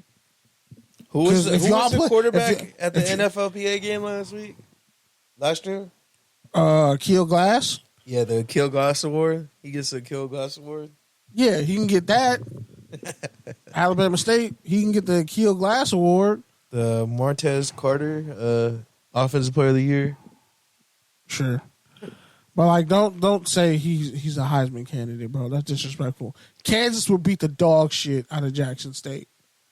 It wouldn't be close, bro. And if it was, it's only because you got a bunch of 4-stars stashed on your team. Let's talk about it. All right, next up. No hate, no shade, but like, come on, Dion. Bobby Wagner smacked the fuck out of some fan who ran onto the field. Lightweight. That shit was lightweight. Was throwing what was he? I don't. He what had was that like pink shit? he had I think it was like an animal rights organization. That's what it looked like. It looked like it was animal rights, and he had a fucking pink like the shit they use for baby reveals. It was like a pink like smoke canister. But yeah, in case you missed the clip, that shit was a lightweight hit, bro. Tack McKinley missed a tackle on the bench, and then Wagner came and cleaned it up. Bro, did you watch the dude in the all black whose leg exploded in the turf? You got to go back and watch it. He's the security running. guard? Yes, he's like 20 yards away from them on the far left. You see him running, and the turf monster just snatches his leg. His leg just inverts and then fucking snaps like the Exorcist, and he falls on the ground. Fucked his whole knee up, bro. Workman's comp. He Marcus Lattimore his knee. Workman's He comp. Kevin Wared his knee, bro. That shit was disgusting. But yeah, so Wagner hit him, and pretty much the fan went to TMZ and was like, yeah, I'm filing a lawsuit, blah, blah, blah. So You actually, take her he's tangent. allowed to hit you. One day, I'm okay with seeing a fan get killed on the field. You run out the stands, and a motherfucker just runs full speed into you with his helmet and kills you on impact. I'm okay with that. You deserve it. Honestly, why the fuck are you running on the field, bro? Honestly, I don't come to your job and do no stupid shit like that. Don't come to my fucking job and do that. Honestly, the whole team should have stomped his stupid ass out. If I'm a special teamer, I'm running out there. If I'm a gunner on special teams, I'm laying that motherfucker out cold. Helmet in his sternum. Honestly, it's a privilege to get laid out by one of the greatest linebackers of the generation. I mean, the way they got their ass whooped, they missed like 87 tackles in that Debo Sanders touchdown. But okay. I mean, fair enough. But yeah. He had to take his outer anger out on somebody. I don't know what he expected. Like, he thought he was just going to, like, get escorted through the backbones of SoFi and go back to his seat and that was live his day? That wasn't at SoFi. Or Santa Clara? Yeah. Whatever the fuck it's called? Yeah. Like, he thought he was just going to walk back and everything was going to be good? Bro, this generation better be glad fucking James Harrison isn't still on an NFL sideline. You would have got fucking knocked out by Debo, and he would put his dick on your leg. And he'd be like, sir, could you move your toe? That's not my toe. All right. Last one. She used to body slam fans who ran on the field. Next one, I should say. Touchdown or turnover as soon as I play the sound.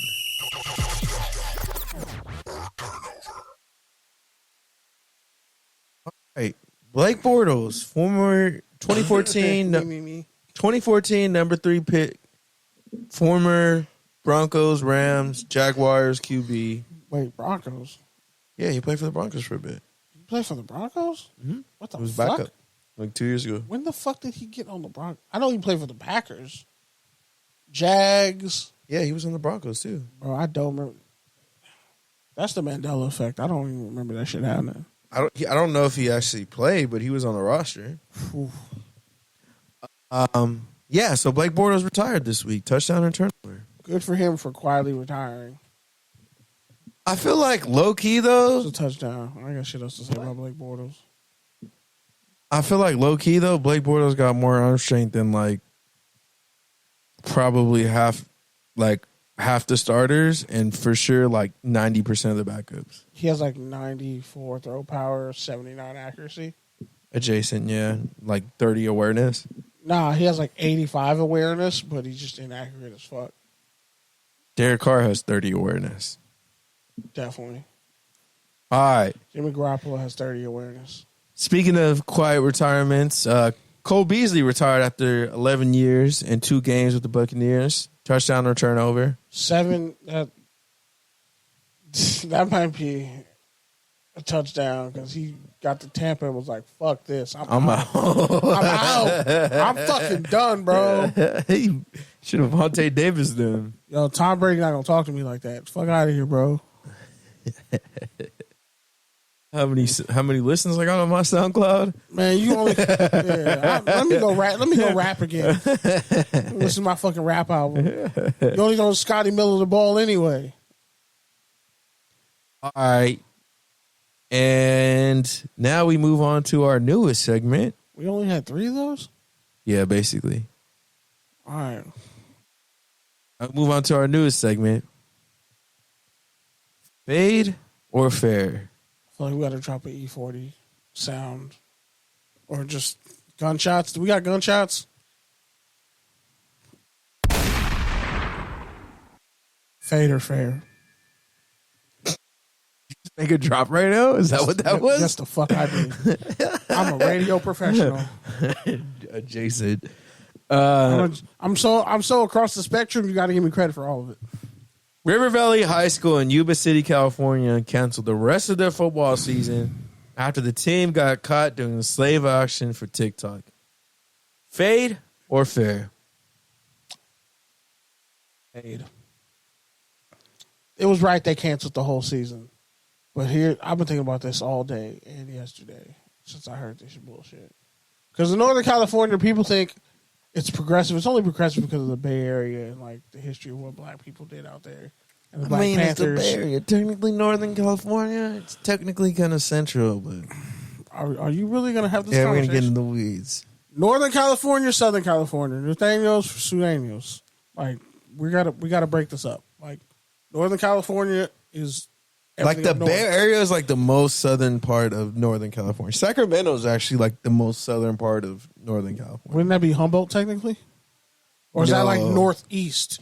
Is that like really that shit belongs to Oregon? But I think like Redding is like Northern California. Like Redding, Humboldt, like that's Northern California. Yeah. Sacramento, like but that's like Pacific Northwest. It's like we call it Northern California. But it's really just to like make the teams it's upper even. Southern California is what you're saying? It's upper Central California. They don't want to be lumped in with Bakersfield and Fresno, but who the like, fuck wants that? I'm from East Oakland. chasing. I'm never claiming Fresno or Bakersfield. Once you tell me you're from Fresno or Bakersfield, I know what kind of person you are. But yeah, the Apparently people who no. consider that Northern California, that just tells me that you don't consider Northern California part of California. You probably just think It's of like it as Long Beach in LA. flyover Oregon. It's like Long Beach in LA, bro. You're just never gonna. Oakland, But yeah, the Bay Area, finish the Bay your- Area rivals LA, and the Bay Area is small as fuck compared to all of LA. Finish your. Okay, here's why it's a fade. All those white kids should be expelled, and they need their ass beat. All those kids need their ass beat. First off, stupid ass little Gen Zers or whatever you are, just fucking stupid. First off, I think it's Gen. nigga, there's no Alpha. letter past Z. I think it's Alpha. So now we're moving to fucking Greek mythology, and so we just ran out of letters, so we're just going straight to fucking sororities now and fraternities. No. First off, What is Greek generation- letters existed before that. What is Second this of alpha all, shit? How is that a new thing? The letters aren't like in chronological order Is that a because you have Gen X. yeah? Whoever did, Gen. I don't think there's a Gen A. I don't know. Maybe whoever did that is stupid. Whoever said Gen, like it went from boomers to like just whoever named it is dumb as fuck. Because like people don't realize pretty sure it was like they're millennials who are 40. scientists and They're millennials who are 40. No, that's more of a social thing. Like, that's what the I way mean. they named yeah, it. like social They fucked it up. scientists, They fucked it up. researchers, They fucked it up. academics, doctors. How do you start with Gen X? Anyways, finish what you you were should have started saying. at the beginning of the alphabet. Finish what you dumb were saying. fucks. That's all I'm saying. Had we started with the generation, But then it's not that simple though because it's not necessarily correlated with like chronological order. It's more like so why start at the end of the alphabet? That's dumb. I don't think they start at the end of the X, Y, Z, nigga. I don't know what was before. Because my mom is technically a boomer. Boomers. My mom's only a boomer, but she's born in '64. I forgot what really, boomers she's not a was boomer. called. I forget what Anyways, came before man, boomers. I don't even want to care about this shit. So No, but can we you have just to talk care. about We have to care about it the school? because if we don't know when we're fucking millennials and we're '90s babies, these dumbass kids don't know either. And We're we not don't. even really '90s babies. We are We're 92. not. 92 is. We're a not 90s '90s babies. We're the we cutoff. We were a baby during the '90s. We're cut off. We're more like 2000s babies. That's disrespectful as fuck. It's true though. That's not. So what is my sister? She's born in '96. She's in the same generation as us. No, not really. She is. She came to age at 10. We were already in the 2000s. She's a millennial. Okay. She's right on the cusp of millennial and Gen Z. We were 7 in 1999. Yeah. We had enough sentience to remember all the great shit of the 90s. And also, we knew a time with no internet. But, with no real good internet. But we were using Ask Jeeves, my nigga. But even to that point... These dumbass kids don't even have homework. But even to that point is like, okay, well, we didn't have enough memory for a good half of the 90s. So there's a cool half of the 90s that we don't even remember or recollect or fuck with. So how can you say we're 90s babies if we missed half the decade? Well, then you just changed the whole concept of like 90s, 80s, 60s. That's what I'm telling you is we're not 90s babies. So we were born in now the 90s. Now you're on a list. They're going to come find you now. You're on the list now. Anyways. You just upended the social order. Back to the school. Back to the lack of understanding from this young ass dumb generation that doesn't get any homework and doesn't, like, they just want to put everything on TikTok. They don't actually have to do any real deep digging research. I don't even think you niggas write research papers anymore. Because let me explain something to you. Everybody involved needs to get punched in the chest by a grown man really hard multiple times. And you need your mom to just, like, tell you they're ashamed and embarrassed by you in public. You need to be publicly shamed for the stupid shit you did. First off, whether you're black, Holocaust victim, fucking victim of the Spaniard Inquisition, human trafficking is human trafficking. And playing human trafficking is some of the stupidest, nastiest shit you could ever do. That shit's not okay at any age. So I'm assuming they must have racist-ass parents because no kid just does that. Like, yeah, white kids know about racism much faster than black kids do because you don't get penalized for the color of your skin when you're white. You just don't. But you see it happening to your friends and everybody else. So you automatically take advantage of that social stigma, whether you want to accept it or not. You do. That's why we say white people don't have a racial struggle in this country. Everybody else does. And white people just get that pass. So the fact that the fact that you make the black kids slaves, you're not good teammates, you're not good people, like just throw all you little dumb niggas away. Or honestly, no, I'm not going to throw y'all away. I'm not going to expel you. But you all need to be beaten up by a grown man. And then you need to be sat down and told why you got your ass beat. Because if that was your mother up there, your sister, and let's say your mom and sister got raped and gangbanged by 30 dudes and, like, they had to keep, 20 of the babies. And then they got shipped off to other parts of the world and you never knew their names. Like, if we really broke down what slavery really did and what it really created, the shit wouldn't be so funny. That's just not okay. And you guys probably didn't win any fucking games. You're probably losers, first off. You probably won no fucking games in high school. And the problem with Northern California is that's some sundown town shit up there, too. Like, outside, that's why when I talk about the Bay, you take out the Bay Area, Northern California is very fucking red. Okay? Most of California ain't a blue state. Hate to break that to y'all. It's a lot of sundown towns. If you take out the big cities and the liberal parts. Dog, you ain't even been in all of California like that to speak on that. Northern California. You're just talking on speculation. Nah, Northern California got from Northern California. More red they got some sundown towns it is past more, Oakland, bro. I know. It is more red than... Bro, I've driven through there like 7-8 times. You didn't drive through there black. I'm just telling you, bro, you haven't driven through there black either. So if you can't speak on it. I got family who's lived up there for years. But you don't know. You don't know. They tell me firsthand. For you to just group them all together, I'm not grouping them all together. You are, I'm though. saying You are, though. That you are, though. pocket of people and thinking exists. And for y'all to think that's okay, I need to question the adults. Who the fuck was watching you little badasses? And first off, what the fuck are y'all learning in school? Because unless you're learning that slavery was voluntary, like, that shit's not okay. Y'all all need to get smacked for that. That's a fade. That's an educational fade. You need your ass whooped educationally. And you need an ass whooping in real life. You need like a big black dude who probably played for the 49ers back in the day just fucking open hand slap you. You need scared straight. Like that, they all need to be on scared straight. And they need to like literally like be sat down and told why everything they did was wrong and fucked up. And none of that shit is okay. Because that could be your mom or your sister at 12 years old getting fucked and sold into slavery. It wouldn't be so funny, would it? You don't slave play. That's nasty. It's nasty and it's not okay. And like somebody's parents failed. Because somebody needs their ass whooped and somebody's adults need their ass whooped. We heard you the first 7 times. Just, it made my skin thinking crawl. exists, you want to beat their ass. We got it. You need your ass see beat. how I just gave your 2 consensus points in 5 seconds? Nah, but you need to understand the outrage that comes with that. Because there are motherfuckers who will grow up and think that We shit's heard okay. it the first 3 times you said it. Shut up. Just for real though, like talk to those fucking kids and tell them that's not okay.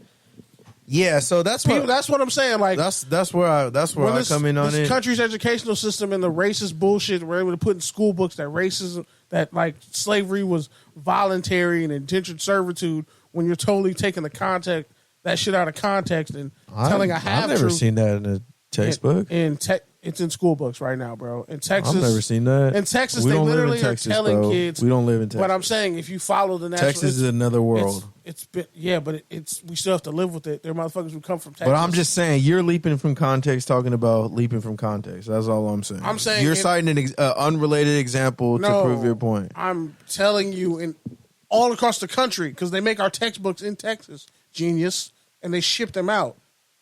Every state has like. I'll be honest with you. Most of the kids are using the same textbooks that we're using. That we used. I could literally go get you the biology book that my brother has. That's literally the exact same one. But that's biology. Same thing with history. Same thing with government. That's different than saying, "Hey, these people weren't really slaves. They were volunteers." I've never seen that in a book in California, so I don't. Not I don't in know Cali, what but New Mexico, other states. But we're talking about that Cali. shit's circulating. We're talking about Cali. Yeah, but if it starts in Cali, it can go anywhere else. Anyways, so the whole thing that I was trying to say is just educational fades all day for everybody. It's obviously definitely a fade, but I think the fade, and you touched on it, and I agree with everything you said. I just think there should be less blame placed on them and more blame placed on their parents, exactly, the school system, etc. Because especially like you mentioned, a lot of California is red. There's a lot of good of red, but it's not as insidious as sundown towns. Like, that's what I'm telling you, is you got to drive. Hawthorne used to be a sundown town. Torrance used to be a sundown town. Bro, we know. You talk about it every week. I'm saying, I'm saying, though, bro. We're not too far removed from things. Okay, is what I'm trying to tell listen. I let you talk. Fuck. We know. Sundown towns. Thank you, Kenny. What I'm saying is, it's much more insidious than that. That's what this is. This is not a sundown town. This is miseducation. This is these black children thought it was funny too. Like, that's a failure on all the adults involved. That ain't got nothing to do with, hey, you don't come outside in our town. That has something to do with, like you said, these black kids not understanding their history, not understanding their culture. Like, that ain't got nothing to do with staying inside when the lights are on. That's a much deeper and more insidious failure. And that's what I'm saying. When you just talk about it as in sundown towns, that's a totally different kind of discrimination. And it undercuts the more serious discrimination that is happening. Because for these kids to just like think that was funny, like, something is broken there with them. And the fact is, like, these kids, like, especially growing up in those areas, it's like, and I know, like, I grew up there. I did some shit that I would never do now. And that's part of the learning process. But that doesn't mean this has to be part of the learning process. I'm just kidding. That doesn't mean that this has to be the learning part of the learning process, because this is the extreme. But what I'm saying is to just put it all on the kids, like, oh, well, now you guys ain't got a football season. Like, what does that really teach them? How is that really going to help them?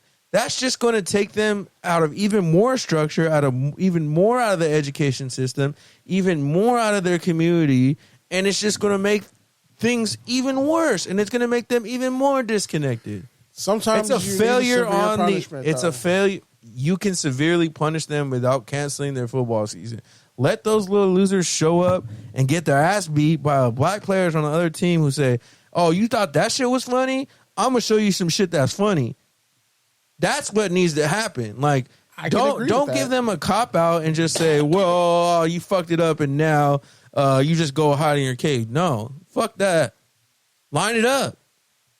Make those kids go have a joint practice with the school with more black players, because I guarantee you those black kids participating in that TikTok was probably a majority of them, and so go line it up with a team with way more black players than you guys. Let's see what's really real. Like, let's see what's really funny. Like, let's really make some content for TikTok. There, let's watch all y'all get dog shitted on. Like, let's watch that.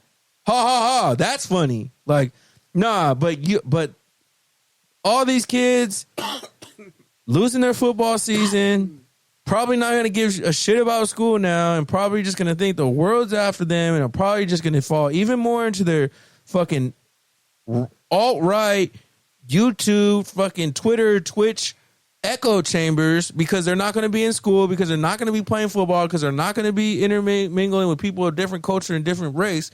Like, nah, that's not the answer. The answer is, like, let these dumbass kids fuck it, air out all their pictures and all their families on the internet. Like, anytime someone Googles you, that's going to be what they see. You think that shit's funny? Live with that shit the rest of your life. Shit, switch places. Get them banned off on fucking Xbox, bro. Like, file a complaint with Microsoft. Report all. I bet you they have dumbass shit on their social media anyways. Get them kicked off social media. That's a better answer than fucking kicking them out of football, real life. Like, nah, fuck that. Don't put it on the game. Put it on the systems. Put it on the parents. Like, taking away the game is easy. Like, that was easy. Cool, you did that. I think I changed my answer now. Fuck. When did we switch places, dog? I'm just saying, 5 man, years like, ago, I would have said that exact same thing. Being a parent is fucking hard, man. Like, and I agree with that. I think you should do both. Like, you should take away their, like, I think whoever came up with it. But if the parents already failed them, giving them more time with their parents is not going to help. Like, that's not going to help. But then let's say they're the best school in the district. Who are they? They're beating everybody, so they get to play football, beat up on people. Like, it only works if they're like a shitty. I gotta look up the record now. Nah, but even then, like, eventually you're gonna get caught. Eventually you're gonna get caught in a play. Not always. Eventually you're gonna get clowned. Okay, I'm not saying Corona Centennial is racist, because they're not. But I'm saying Corona Centennial spent decades beating the shit out of other schools, right? Mm-hmm. Did they ever get their comeuppance?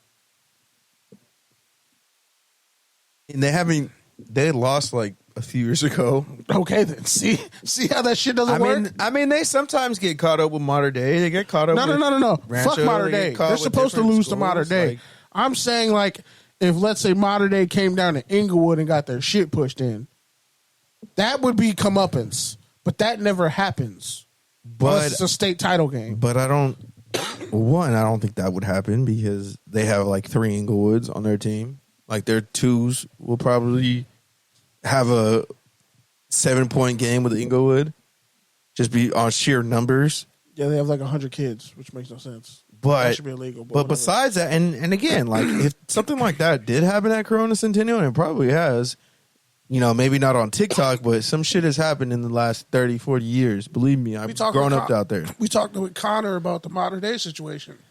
But what I'm saying is, they had a sexual assault a couple years ago. They would just get rid of those players. But that's different, though, because, like you said, they are so good, so they would miss out on a lot. But they're not going to get rid of the whole entire season and make everyone fucking suffer. for the 10 people that did it.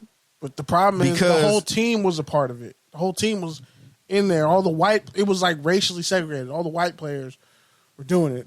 And the black players don't even realize they're being fucking trauma pimped. Like, they're going to need, like, the white players need to either be expelled or get fucked up and packed out. Even the black players need, like, therapy. But that's what I'm saying. Even there's other ways. There's other ways. Like, even now, they say you shouldn't take things away from your kids. Like, period. If you shouldn't take their phone away, you shouldn't take their laptop, you shouldn't take all this shit away because it doesn't solve the problem. You teach them how to deal with shit in real world. You have to teach them how to deal with shit, with those distractions, with those privileges, with those different things. Because guess what? Once they get over past whatever punishment, the behavior is not going to change. The behavior is not going to change. All they're learning is punishment. That's it. They're learning how to deal with punishment. They're not learning how to correct the behavior. Go to your room, okay? Which is institutional, which just sets them up for being institutionalized, because that's unfortunately what our prison systems are. Is just punishment. It has nothing to do with rehabilitation. So that's what I'm saying. There's other ways you could have punished them. You could make them go to a prison. You could make them do extra homework. You can make them do extra study hall on top of having a football season. If they're really that good, okay, then you guys can do a bunch of volunteer shit, 60 hours a week, and see if you can win a football game that way. Like, okay, we're not practicing all week, but we're still going to play. And we're going to play all the black players. I mean, they probably already do. That's why they were in that situation. I tried not to laugh. That was fucked up. Anyways, all right, moving on. Former first-round pick, Miami legend DJ Williams fired from I Am Athlete podcast after he admitted owning a business with Fred Taylor. Taylor was kicked off after falling out with Brandon Marshall on a Joe Budden podcast episode. So Joe Budden was a fair or fade? I say it's a fade, honestly. Them cats are petty at I Am Athlete. First off, y'all knew Fred Taylor and DJ Williams had business together before he said that. They said, oh, it was a shock. Bro, Fred has talked about it in interviews. Christ. Yeah, I don't know what the fuck that probably is. got COVID, bro. I don't. I need a cough drop. It's a dry-ass cough, bro. I need a cough drop for real. A dry-ass cough. It's not COVID. I get tested once a week. But allegedly. No, I do. I just have them, they call me on the phone and tell me my results. So, yeah, like Pac-Man and LaShawn McCoy talking shit. Channing Crowder came with an interview and he was like, I got plenty of friends. I ain't missing nothing. I mean, like, the business wasn't right. And Brandon Marshall wasn't going to pay me my percentage that I felt like I was owed. So why would I do it? He's like, the contracts are very unprofessional at first, and they didn't tighten up the business. That's why it didn't work. Now, the problem with Brandon Marshall is he's a shitty interviewer. Like, I listened to the Reggie Bush interview when he was talking about the Heisman, and he like just came in totally like, oh, Reggie took money. Reggie stole money.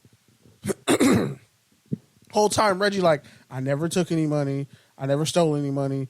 I was fucking broke. The NCAA cornered my roommate, Thomas Williams, and had him in a dark room interrogating him. Asked him, did he know this person? Did he know that person? They never talked to my parents. They never talked to me. The Heisman Trust didn't even talk to me. They just said over the phone, hey, we're going to take your Heisman. Whole time, Brandon Marshall's like, but you had to have taken something.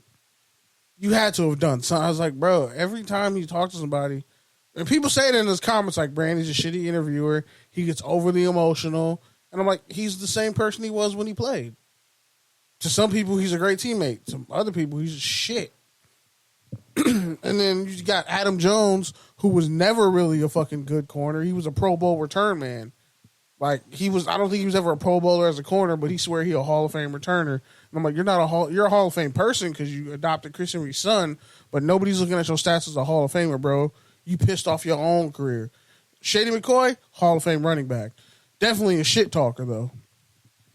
And I feel like you trying to kick in Channing Crowder's back and even trying to I thought it was DJ Williams. No, but like it all started with those two chirping.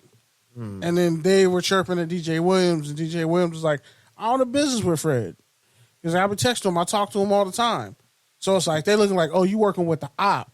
And I'm like, first off, he ain't an op. Fred Taylor's an OG. I got more respect to Fred Taylor than I do Brandon Marshall, who, like, if you look at his career stats, if he wasn't catching 100 passes a season, then his stats look pretty fucking mediocre. Yeah, he caught 83 touchdowns in his career, but again, if you're getting 130 targets a season, well, yeah. Like when he caught 21, he had 22 catches in a game. Like, bro, it was barely over 12 yards a catch. You were just getting force-fed the ball. If Chad Johnson was getting 100 catches a year, his stats would be looking way more luxurious. If T.O. was getting 100 catches a year, if Randy Moss got 100 catches a year, he probably would have caught Jay Rice. T.O. had some 100 catches years. He had, yeah, but with how many different quarterbacks? And he has some. He had some 80s with some 10 yards of catch too. So no, when he first started, and at the end, he averaged like 12 yards. He averaged like 14 yards a catch with Cincinnati and Buffalo. He almost had 1,000 yards with Buffalo. Buffalo was trash. He had like 879. No, I'm dead ass. Like he really. Yeah, did. I know he had 879. That's But not I'm 1,000. like, but go ahead. But That's at not his the point. age, that was pretty crazy because he was getting pushed out the league. A lot of those, like him, Brandon Marshall guys. All right, man, get to your point. Fair Bottom line is, like I said, it's a fade because like his co-hosts are being petty little bitches, talking about Channing and Fred. When it's like clearly in his business, like he gets on Joe Budden and talks to Joe Budden like, "Oh man, I was trying to do this. I was trying to be a visionary." It's like, bro, you're an emotional asshole who's kind of a horrible teammate, and you have subordinates underneath you who, like LaShawn McCoy, can't start a podcast on his own. Ain't nobody gonna listen to that bullshit. Neither with Adam Jones, Pac-Man Jones. Like, y'all co-hosts, you guys are attack dogs. You're number 2s and 3s. It's Brandon Marshall shit. But it wouldn't be as big as it was had not Channing Crowder been there with Fred Taylor and Reggie Wayne and Chad Johnson. Like, it wouldn't have been as big without those guys. But because Brandon Marshall gets the lion's share, he can try to like shape the narrative because he was like, man, should I destroy these niggas for coming up with the pivot? And it's like, who the fuck are you? So the fact that they fired DJ Williams over that was corny. And some of these dudes are, this is why some of these athletes just not going to be able to work together because they're just hoe-ass dudes with faulty character. Like Brandon Marshall is the chaotic teammate who was punting footballs. Now he's just doing it in business and in podcasting. And don't blame it all on being bipolar and all that shit. Like, he's a fucking head case and an egomaniac, and everyone can see it. You allowed to say head case in 2022? He is, bro. The way he was coming at that them, might be a hate crime. That's all I'm saying. I mean, everything's a hate crime nowadays. All right, moving on. So this week, that's a journalist fade, I guess. That's a media fade. Debo and the 49ers gave it to the Rams. Is this really beef? Debo scored that touchdown and broke like 50 tackles. Jalen Ramsey got embarrassed. Jalen Ramsey looked like he was about to snatch some shit and then got snatched. Ankles, boy. And Debo got onto the ground the next morning and posted a meme basically making fun of it, calling out Jalen, calling out the Rams. So fair or fade? Debo wanting all the smoke with the Rams. I mean, they already had the fade, and every time the Niners play the Rams, you mean Jimmy G's sons? Unless it's the NFC title game or the playoffs, they're getting clapped. I've been calling the Rams Jimmy G's sons all week because it seems like they're the only team we can consistently beat. Like, the Niners technically own the Rams, if we're being honest. The Rams just got the best of them in the playoffs. They just got lucky. And that was low-key some bullshit. Yeah, they got lucky. The Rams got lucky. This is the game, but Rams got lucky. Bullshit. It's like, you're my rival, but you're not really my rival. Like, we go head up, I beat your ass. But you got in one lucky shot. It's like the Muhammad Ali, Joe Frazier thing. I wasn't talking about us. I don't know why you fucking jump back like that, you weirdo. No, I didn't jump back. I said, I thought you like hiccuped or some shit. I wasn't really looking at you. I just saw you go back, and I was said, like, But yeah. So it's like they say Ali like went straight to the hospital after that Joe Frazier fight. And Joe Frazier was chilling, like I can go another round. So it's kind of like that. Like, yeah, the Rams won, but that's the Niners are your bully. The Niners are the Rams bully. That's not a good comparison because that was Ali's fight. Still, he dropped his hands and he didn't have the same speed when he came back and fought Frazier. And he fought Frazier like 4 years after his prime, and Frazier was just a straight technician and a pit bull. Yeah, so he was like, with all the Frazier gives him. That's what I'm saying. Frazier, but Ali made Frazier. Yeah, but Ali Frazier literally birthed Frazier because Frazier helped him when he was in prison. Yeah, the whole beef was fake. Like Joe Frazier was in on it. It was all coordinated. But when he started calling him a monkey and shit, that's when it got personal. He wanted to make Frazier into even that was all part of it. Like he all knew. I thought that part was the only part that was real. No, the whole beef was fake. Like they held tremendous respect for each other. It was just a matter of Ali was out, Frazier was in. Ali wanted to get back in and to stay relevant, he had to put Frazier's name into his mouth. The same thing with Frazier. Like he knew he could never have the respect. Like if Ali was just no one. Like he knew he was going to eventually need to fight Ali. And the only way for that to be lucrative was if Ali was still relevant. So it was a mutually beneficial beef. Yeah, I don't really think that's a fade, though. I think it's fair what happened. Yeah, because he really did cook him. Like, and Jalen's been getting cooked all year. I'm telling you, that boy needs to move back to free safety for playing games. Yeah, I don't know what's going on. But he thought he was him, and he wasn't. He's not. No, Debo is Timothy. Any dude named Debo is usually.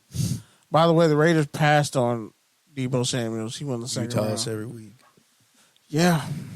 All right. Raiders can't draft properly. The next one, Justin Jefferson, Marshawn Lattimore. This week, I don't agree with this one.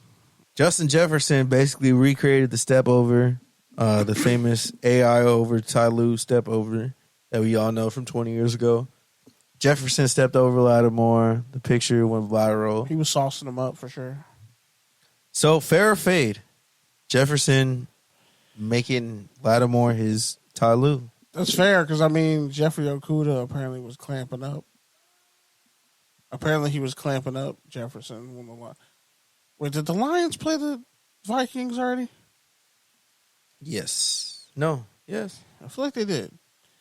Okudah clamped up somebody, like some elite receiver. But, because, I mean, I think, there was 1 week where Jefferson had, like 4 points? Was that the week? I think that was the week. I can't remember. But, no, they haven't played. Yeah, they did. They did. They played the Lions won? Mm-hmm. No, the Vikings won, but by one score. Yeah, that was when Jefferson had 4 points. Yep. Yeah, so he got clamped up by Jeffrey Okudah, who was playing like the best ball of his life. So that's more of a fade. Like the Lions needing to beat the Vikings was more of a fade. But Jefferson is really just fading DBs every week. Like, and he finally lost one. But he was saucing up Marshawn Lattimore. But Marshawn Lattimore don't get enough credit for the fact that he's been solo dolo his whole fucking career. Yeah. As a rookie, he was damn near an all-pro. Like, he's the one corner who's been solo. Like, he is what Jalen Ramsey thinks he is. Every time Mike Evans comes near Marshawn Lattimore, he get locked up. Ramsey gets more picks, though. No, he doesn't. Look it up. Marshawn Lattimore has more career interceptions. Really? Yes, he does. All right. Google. I put money on it. I put wings on it. Okay. And you still owe me because Sammy Watkins is on IR, by the way. I mean, we still got 15 weeks, but okay. Oh, you really think okay, bro? Sammy Watkins not gonna get 1,000 yards, and he already not playing the full season, so you already lost like 75% of the bet. You really want to hold out on that last 25%? He just gotta get 1,000. He not. He won't get 900. Okay. Alan Lazard's the best receiver. Nope, you're wrong. You owe me wings. How many? Can it not be Ramsey wings? has 16. And how many does Marshawn Lattimore have? 13. What the fuck? Are you serious? Yep. And Ramsey has more the past few years. Lattimore's were the early part of his career. That's what I was about to say. Like, he was getting picks early and often. What the fuck? He hasn't been getting picks. He hasn't got picks, and he got 3 last year, but he has none this year. Wow, I'm shocked. Damn. Well, I'll take that loss. But it was close. It was, 16-13? That's fine. Basically the same, though, I guess, because Ramsey has 1 this year, and he has an extra year. So they're basically the same. She got more picks in less time, is what I'm saying. So Lattimore is on a higher trajectory. No, he has the same amount of picks in the same amount of time. Oh, so they came into the league the same time? The same year? No, Ramsey came in a year before. Therefore, Lattimore has the edge because he has 13 picks. But Ramsey has 1 this year. Lattimore has 0 for this year. But that's fine because Ramsey's a year ahead of him. But he only has 3 more career picks than him. Yes. So Lattimore's on a higher trajectory per game is what I'm saying. No, he's not. They're on the same trajectory. Give it some time. What I'm saying is you take away the first year, you take away this year, they both have 13.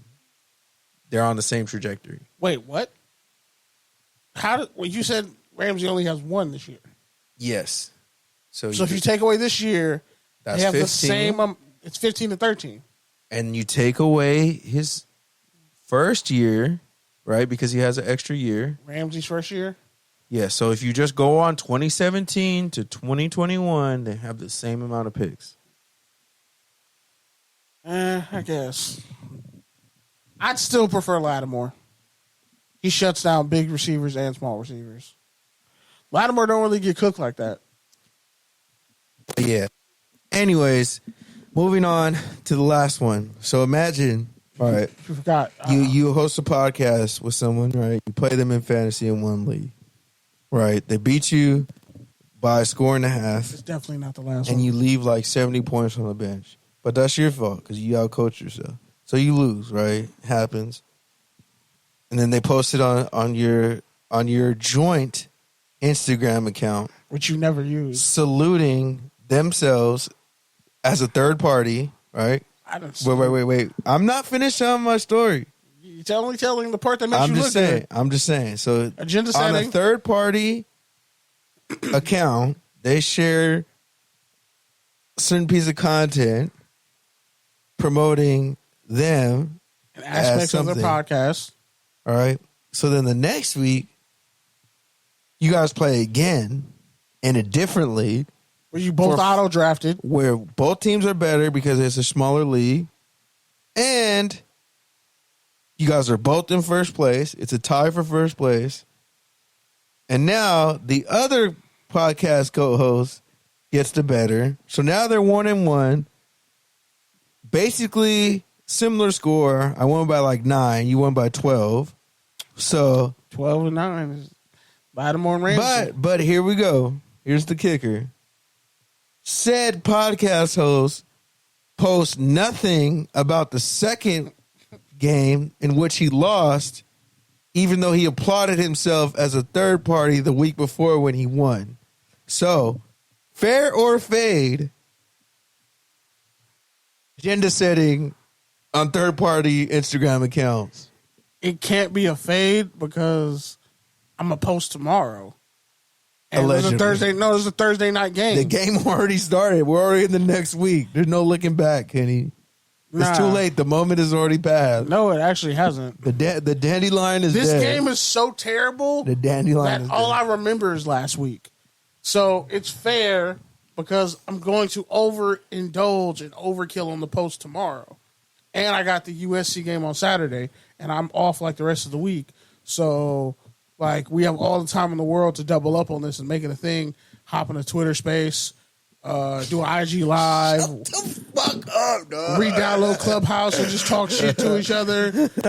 Send each other anchors, voice memos. Shut up. Because you're not going to do that shit. All right, man. Let's go on to the rants. No. I had one. Apparently, Since he's been We're already over 2 hours, bro. Who gives a fuck? It's episode 299. We got one more.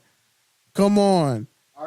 Our time is limited, bro. You realize that once we eat up this next 60 hours, we're gonna have to pay like $100 a month to have this service. Can't we just get the unlimited one? Yeah, it's like $100 a month. No, isn't there like a year package you can buy? Okay, so it's probably like $900 for the year. Oh, well, fuck. All right. Plus, we got to figure out some other stuff. But anyway, bottom line is, apparently YG and Mustard ain't fucking with each other no more. Is that fade or fair? And YG music been hella depressing and introspective lately. Surprisingly better than normal. I'm gonna say it's fair in the context of LA hip hop music at this point has just become a dog eat dog world. And the way those two came up was actually via Atlanta through Jeezy. And so they've always kind of been, I don't want to say niche because they've always been able to cross over, but they've definitely been in their own lane. Like, they're like the 20-point scorers who are like all-stars, but they're not like superstars. Right? And that's really what Mustard and YG have always been. They're like, they have volume. They make hits. They make bangers. Like, we fuck with them. But I don't think anyone's putting either of them on their producer Mount Rushmore or their rapper Mount Rushmore, even if you're just talking the West Coast. So when I think about that, when I think about how they've kind of come up as celebrities, influencers, like in all the state of LA hip hop, like, I think to me, like, it's fair because, you know, people fall and nobody talks about Rich Homie Quan. So he was just on the Math Hopper podcast. That wasn't. I know plenty of Biggie lyrics. I just don't know that song. All right, man. So get to the rants because you got shit you want to talk about. I got some shit I got to get off my chest.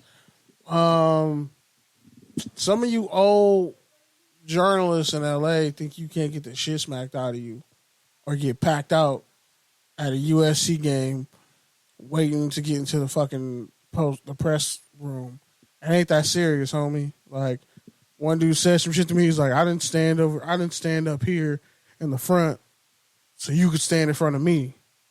I just looked at him like the disgusting waste of life that he is and just turned away. I'm not going to say who I was standing next to, but they were there. They knew I handled it properly. So I can live with that because it's somebody I respect. And they're like, I'm glad you handled it the way you did. But, like, I'm okay. I believe in elderly abuse. I'll fuck some of you old journalists up, bro. You will get the shit beat out of you. I don't give a fuck. Call Life Alert. God and the devil. God can't help you and the devil won't get in my fucking way. So first off, like, watch your fucking mouth when you talking to people, especially like this thing where older journalists think it's okay to disrespect young journalists. Like, homie, when you die in a fucking hospice care and nobody remembers you and fucking random pigeons are shitting on your gravesite, I'm going to laugh knowing how much of a fucking asshole you were in life. When you should have been like being nice to younger people, you want to shit on them. Again, I keep bail money just in case, because I know one day I'm going to snap and I'm going to be okay with snapping. But it's like, it's disrespectful as fuck to disrespect somebody who's in the same field as you because you think they won't punch you in the fucking mouth. Because that's the only reason why you old-ass journalists be talking to people crazy. Like, first off, you probably didn't even fucking play sports in high school, so already I got you beat on that one. And I'm already 4 inches taller than you. I got more length than you, and I got like, at least like 100 pounds on you. So, like, the fact that you think you can say little slick shit, I think that's supposed to hurt my feelings when we waiting in the tunnel to go into the press game room and people's families and friends and security and a bunch of training staff is walking by us. Mind you, where I was standing in line where I was supposed to be. And people were trying to get by me on my left-hand side, so I had to back up a little bit. This dumbass, because he didn't want to go walk in the front line, he was standing behind me and 2 other people. So he mad at me because he stuck behind me and 2 other people. But guess what? That ain't my problem or my fucking fault. But the next time, if you say something, because he went off, somebody else, another journalist went off on him that same night because he tried that shit with them. Now, the first time I didn't say nothing. The second time is going to be a fucking problem. And then when I raise my voice and everybody in the room gets a little bit uncomfortable, I'm going to let you know, bro, like, hey, you got to get to your car when this is all over. Like, don't be stupid. Like, it's really not worth it to be this disrespectful when I'm in here doing a job, you in here doing a job. Probably not as good as me because I didn't hear you ask any questions the last 3 weeks. But hey, you know, I don't know what they paying you to do. Clearly, like, they could probably get somebody younger to do double the work and probably give them half the pay.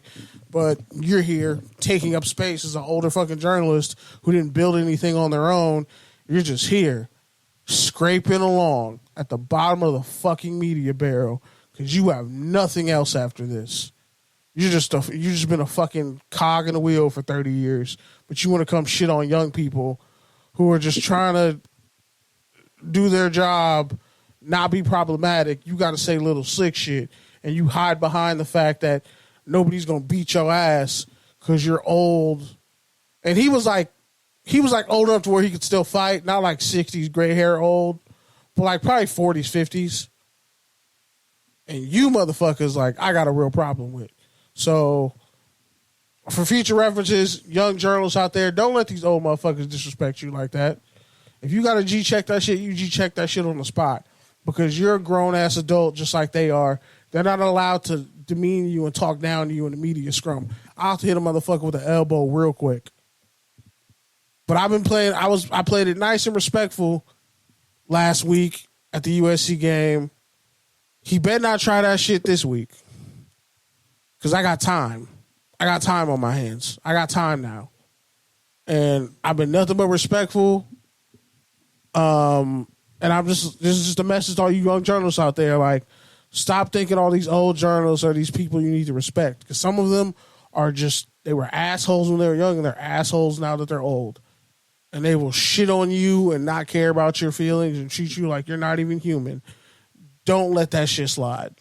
Don't let those people talk to you like that. If you're there, you got the credentials, you deserve to be there. Do the work, be there, be present, don't be an asshole, and clean up after yourself in the press box. That's all I got to say.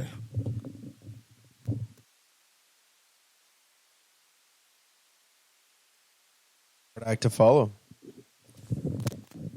Ass bitch, I swear I want to hit it. Ooh, man.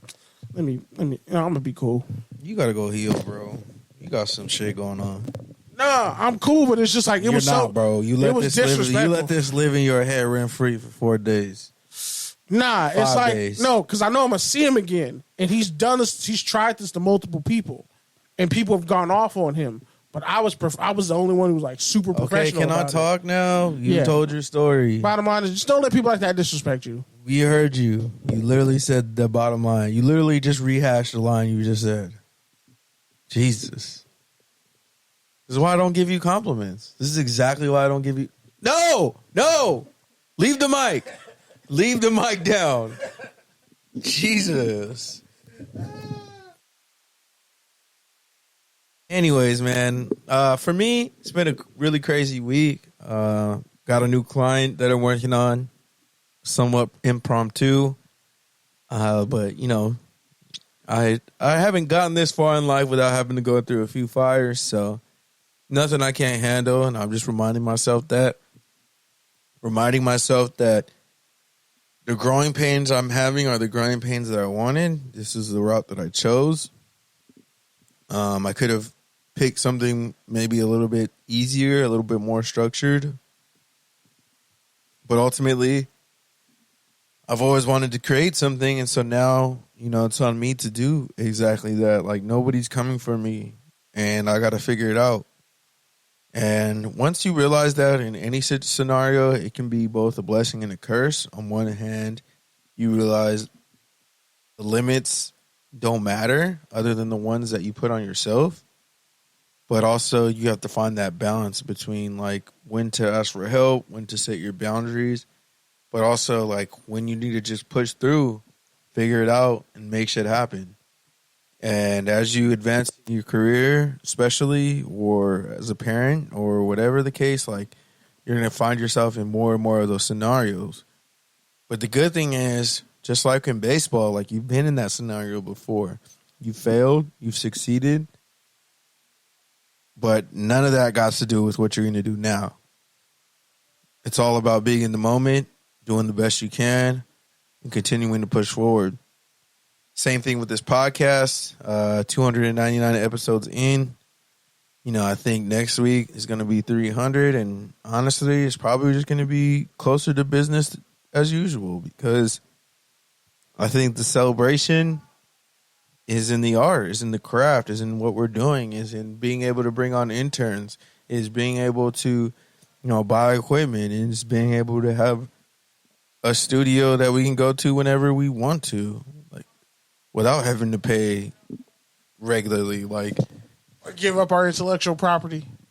And so, like, for me, like, that's the celebration, like buying the equipment, like being able to not have to waste as much gas unless we want to, like, you know, Kenny covering the USC games, like going to the Shrine game. Like, we've been living the dream. We've been living the celebration. So for me, like, it's just business as usual because, like Kobe said, like, championships are great, the trophies are great, but the love is being in the gym at 4 a.m.